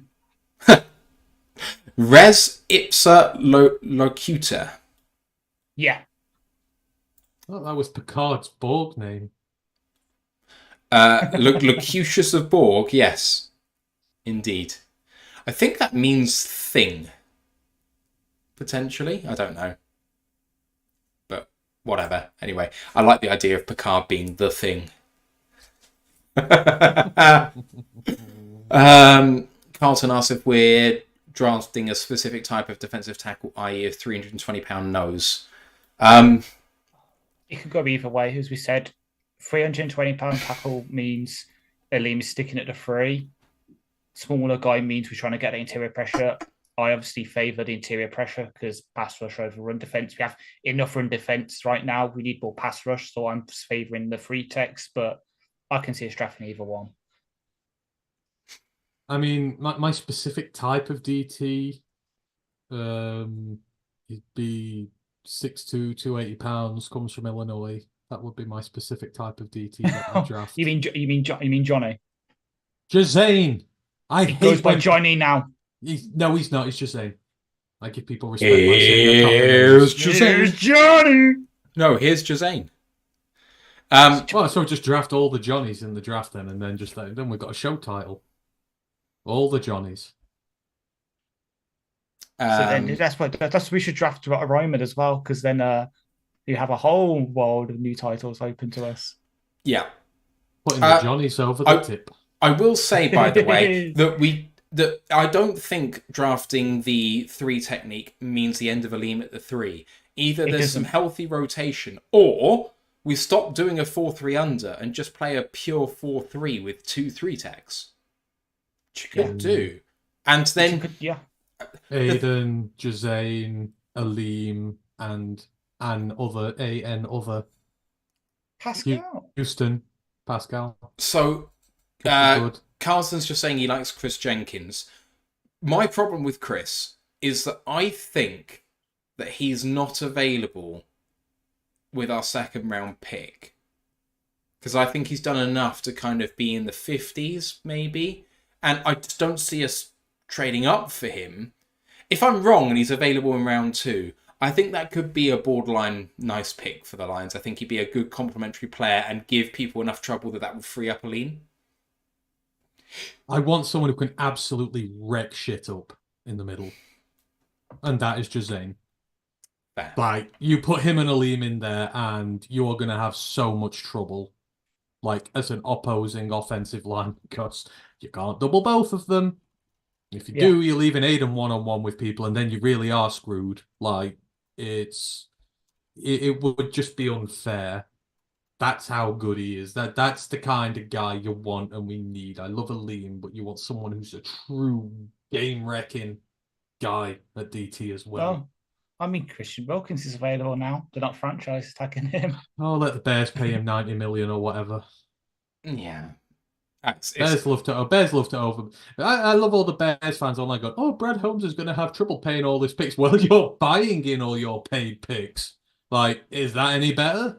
Like, you're more screwed than we are. You're giving out bigger contracts than we are. And worry about your own cap.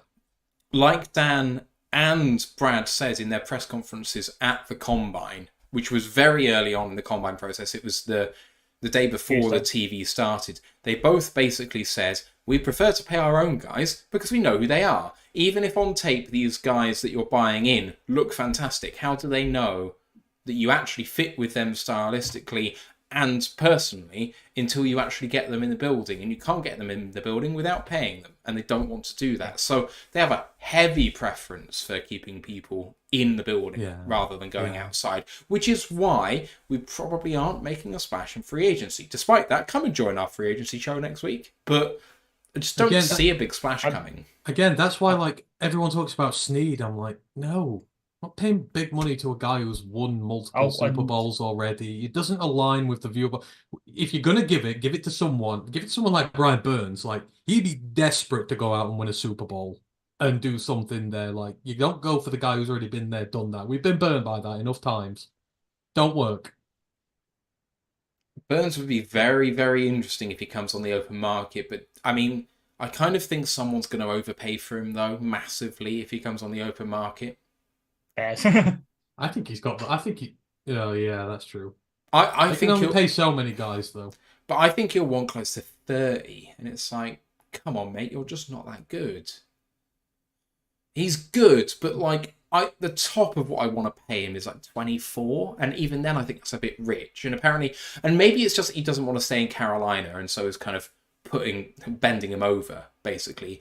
But asking for like 28 or something, and it's like. Very few edges are worth that in the NFL. Almost none. Maybe none. You are not a top 5 edge. We need according that to my 28 mil for sources. Saint. Yeah, I was about to say, according to my sources, yes, he wants out of Carolina. He wants out of Carolina pretty fast. Yeah, I can't blame him, to be fair.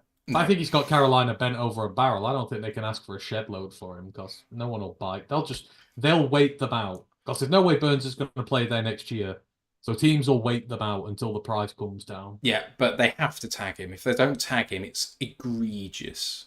He won't sign it. He'll hold out. But he'll get traded, so he'll sign it to get traded. Yeah. It's like with Snead, because they placed a non-exclusive tag on him today. I so hope we don't make that deal. I really don't. But it's going to cost 2 first-round picks on a non-exclusive, isn't it? Like, yes, no one's paying that. Yeah, he's a CB1, and he's a really good one, but he's not worth 2 firsts. Sorry. You'd be best off bending over the Saints for Lattimore. That's what you're best off doing. Yeah, I agree. Especially because he's had a bit. Yeah, I was about to say I'm coming around to that more and more. I think he's had a few injury hit years. That should depress the price. That should also increase the amount that they want to get rid. Exactly. For me, that actually wasn't an issue. It's just I remember early in his career, you could always tell which games he was going to have a really good game and which ones he was going to play shit. And it's always the ones where you play your Mike Evans, can have a great game. He goes up against Christian Watson. He's given up 150 yards and 2 touchdowns. So it's just one of them. He always plays better against big. He always rises to competition and then lowers himself to the competition. But I think he corrected that the past couple of years. I mean, just not having a 100-yard wide receiver against us every single game would be an upgrade. Exactly. Even if it is only 1 or 2 games a year, it's an improvement. And didn't you see in Discord, I have the perfect cornerback to add to our room then, the one that led to 7 pick sixes by Kirk Cousins. I know. That'd be funny. He's probably not thrown that many in his career. Who was it? Me. This is my Madden. It's my Madden career mode. Madden build. Fun. If you want to see more on Ash's Madden career, come and join the Discord. Are we all sold on the fact that the Bears are getting rid of Fields now, by the way? Because I so badly want to go and rub it in all their faces. Yes, it's happening. Yes. Ryan Poles, there are very few ways that Ryan Poles can lose this offseason, given the amount of money he's got and the draft picks that he's got. That is the only surefire way he can lose this offseason, and I will be all after them when they do it. The thing is, if they manage to trade down and get another 3 ones, what an incredible win. Like, Caleb is not... I need to do my tape work still on Caleb. I do not believe in him. I don't really believe in any of these quarterback prospects massively. No one's going to trade up for Caleb. They're not going to give a farm for him. I think they would. there are some desperate teams out there. There are some people making some really bad decisions. Yes, and the Carolina Panthers are now, proof of what happens when you do stupid things. Okay, I still think there are still think stupid organisations out there. Tell me the Giants wouldn't be tempted. Washington trades their pick first. I think Washington trades a pick before the Bears do. I think someone's going to gamble on going to 2 for much less. Screw Williams, go get whoever's second best on their board and do that. No one's going to do business with the Bears. But the problem with trading with Washington is Washington have such a... They're a terrible team. They're not a quarterback away. They just need another terrible year, but get some draft picks this year. Well, I agree with you, but the thing is, since they're in this position, they'll draft a quarterback because they just will. So, in order to try and get them to trade down, you're going to need to offer them a significant amount. If it's not 3 ones to get there, I'd be surprised. But to be the No one's going to pay advocate, them, though. to be the devil's advocate, didn't everyone say that when we picked number 2? Admittedly, that Yeah, was but in there a way worse weren't- quarterback draft. Exactly. But There everyone were said no that about quarterbacks. us. There were edges 1 and 2 with us. It was... See, if they're that concerned about Caleb that they're going to pull out, then other teams... Like, that doesn't look good to other teams that they're so willing to give him up. Yeah, and also with the Commanders thing, where did he come from? What did San Francisco do in 2017 to the Bears? Yeah, that's true.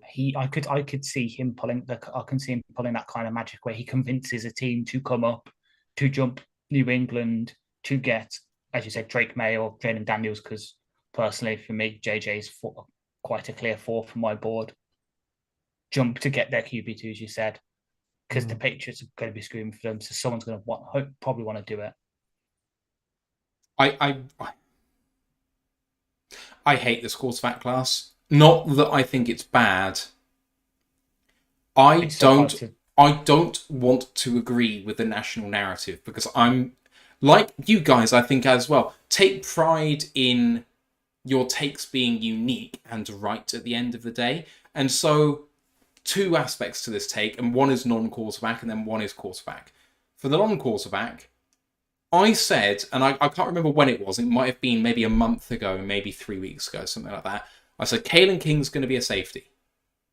He's going to be a safety because he can't hack it at corner, but in space he thinks he looks okay. Okay, he gets grabby when he gets beat off the line. Don't play him on the line. Well, if you don't want to play him on the line, I don't want to play him an off man.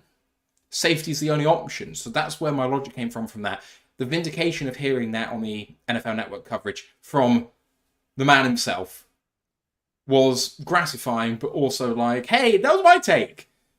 But on the quarterbacks, you hear the murmurings of someone put JJ McCarthy in at 1. That was seen to be a fringe wacko take, and then more people warm up to it. Maybe JJ McCarthy is actually, maybe it's not a 3 quarterback class, maybe it's a 4 quarterback class. Maybe JJ McCarthy is going to come up a bit further. And now I'm the guy arguing for him at QB3, and I'm not entirely certain that isn't too low.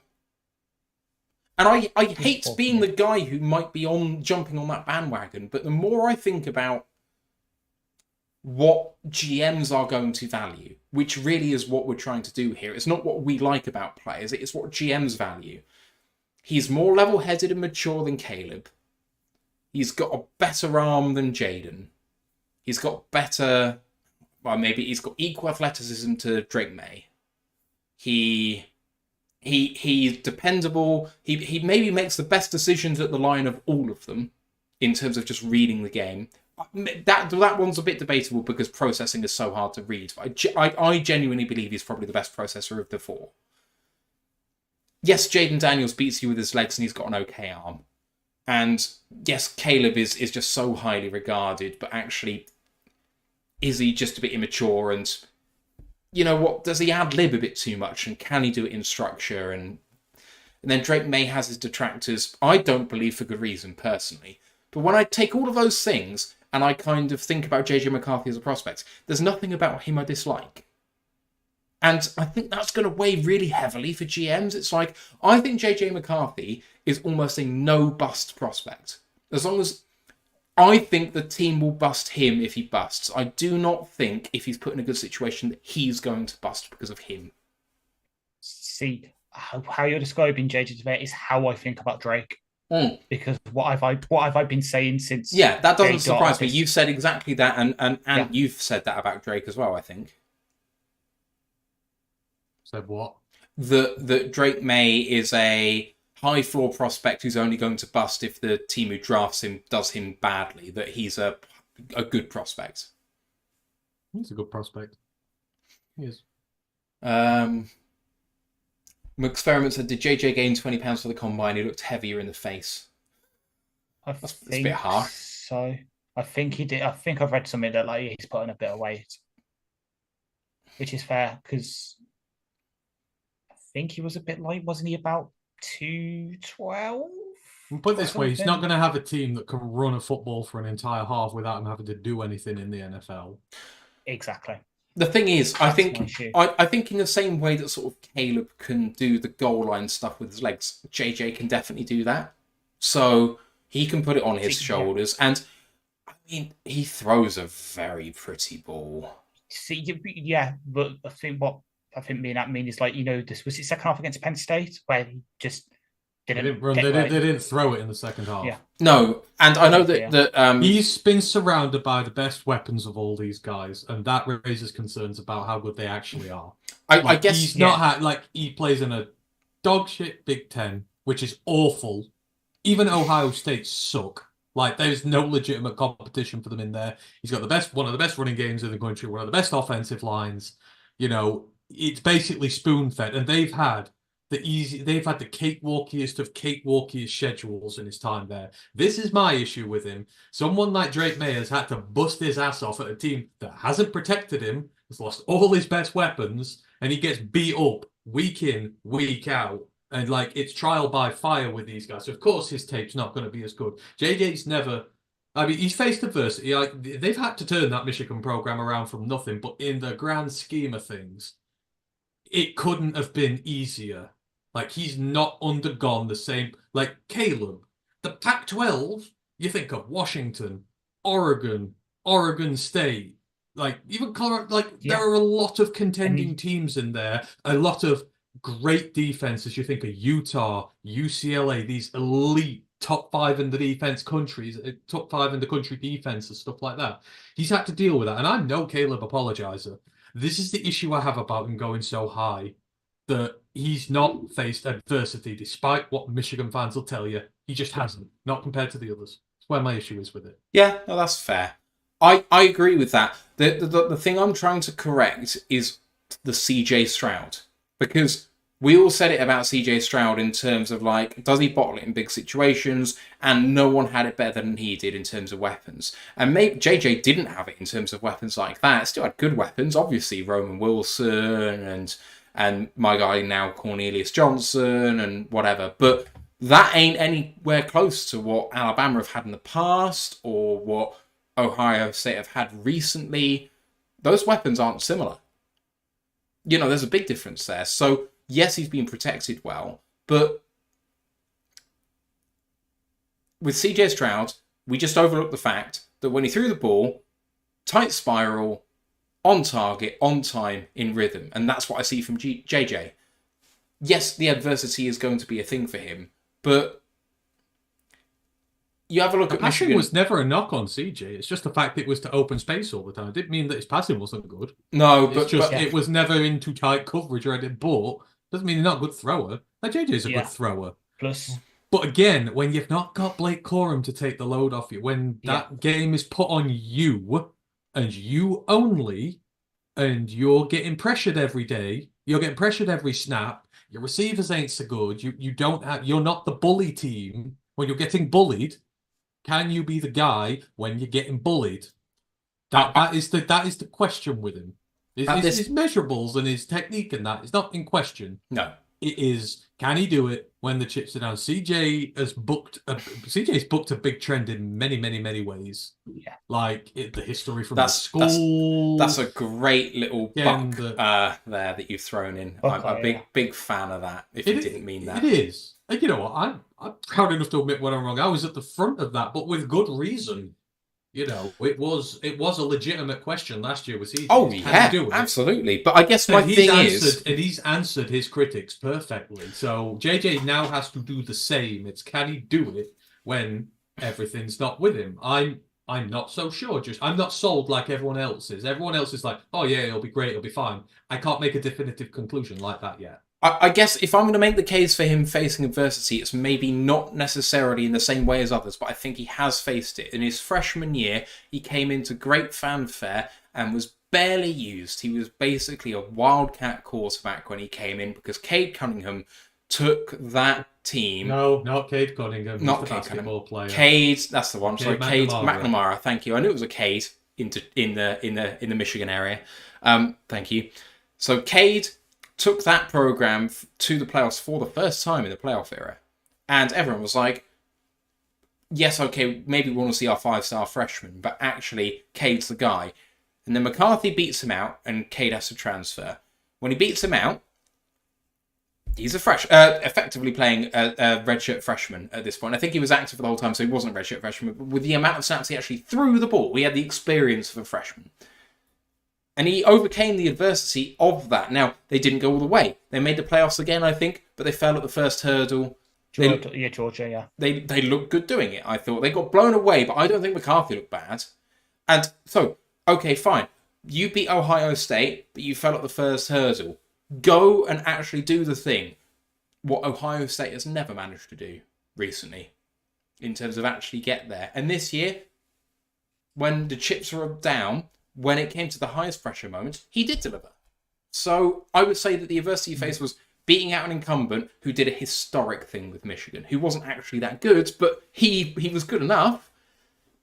And he's learned from one of the best college head coaches who has done it in the NFL. He was hidden behind the best offensive line with one of the easiest schedules.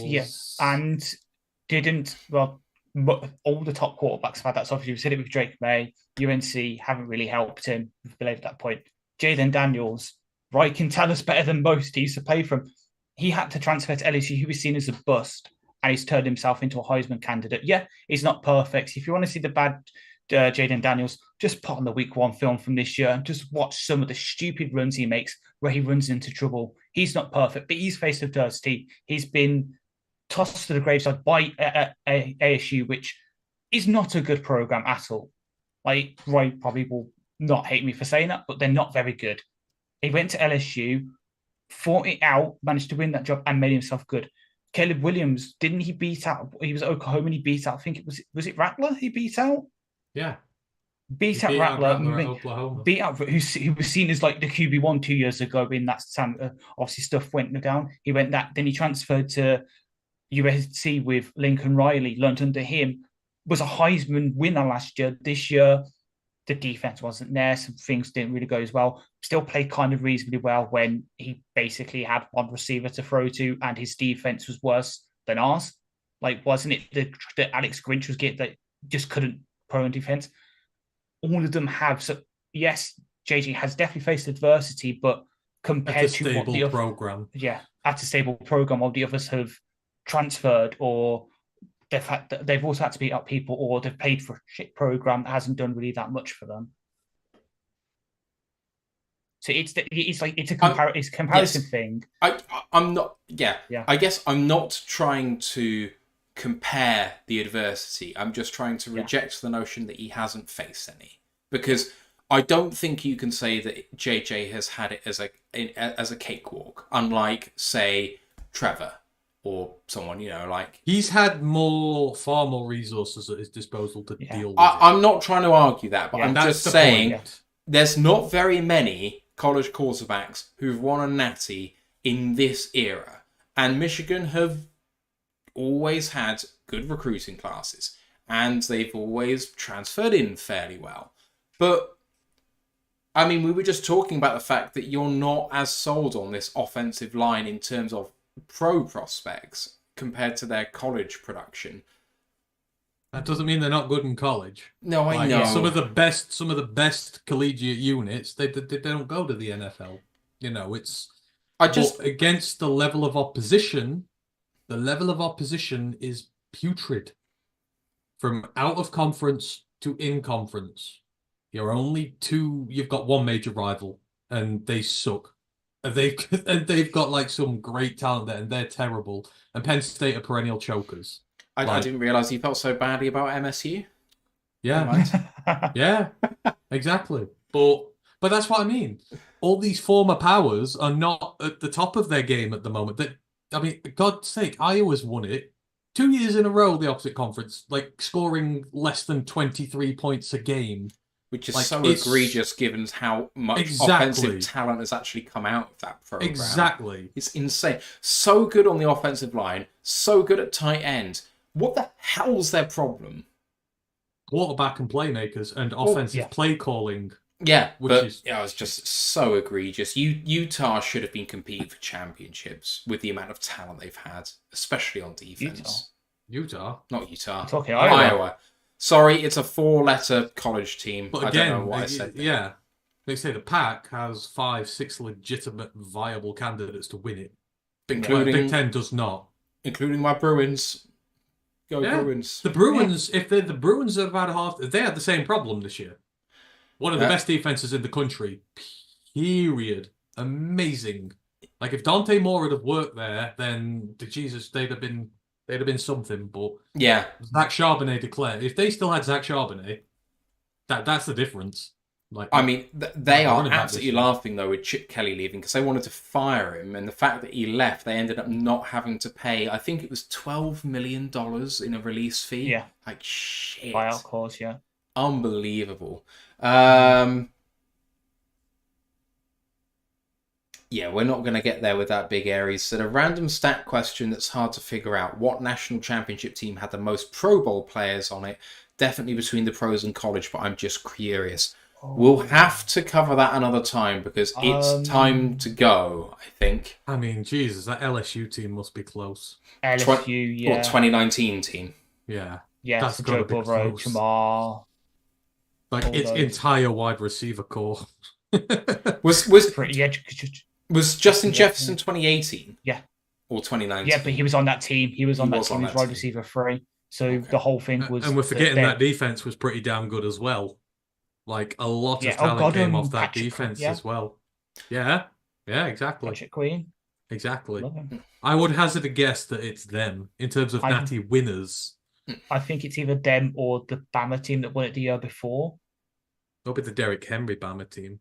Yeah, like Derrick. Yeah, like back in 2011 or whatever. I can find it out. It's the modern, like in modern era. I can probably work out. I reckon the Derrick Henry Bama team would have been close. I seem to think they had a lot of talent, again, especially on defense, but they were like 3 drafted running backs who were Pro Bowlers, didn't they? I'm pretty sure they do.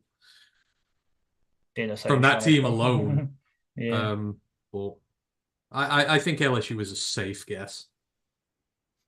I've just seen, well, it's 4 hours ago now, but Spot Track have projected Amon-Ra's contract. Go on. 4 years, 28 million APY, 112 million total. Do it. Sign it. Give it him. Do it. 45. Give him 100 million guaranteed as well. 45 million guaranteed at signing and practically 65 million guaranteed of the 112. Give him 100 million guaranteed. The remaining 12 is for every touchdown he scores against the Bears. What? 12 touchdowns. 12 touchdowns in 4 years against the Bears is manageable. I was just about to say, you're just talking about this season because he's going to eat. All right. Oh, no, he's not, because, Chase Claypool's better than him. Darnell Mooney's better than him. Oh, wait, not there. Soon not going to be there. Overpaid fraud in DJ Moore. Equinemius not going to be there. If Marvin Harrison comes, then we can have this discussion, but no. Anyway, time to go, I think, because this has been a long one, as it always is. Appreciate all of you guys for chatting through our Combine stuff, for sticking with us with the post-show chat on everything that we've done. Dan Pasca's been triggered. Sorry, Dan. Sorry, Dan. Oh, no. What did we say? I don't know. Just an alert triggered. I'm not sure. Anyway, signing off, people. Have a great week. Maybe see you later on this week for college show, or is that going to come too soon? Yeah, no, it should do. I'm off tomorrow, so I'm going to try and get it done tomorrow. Cool. Sounds good. People, we'll see you then for that, and then next week for free agency. Goodbye. Bye.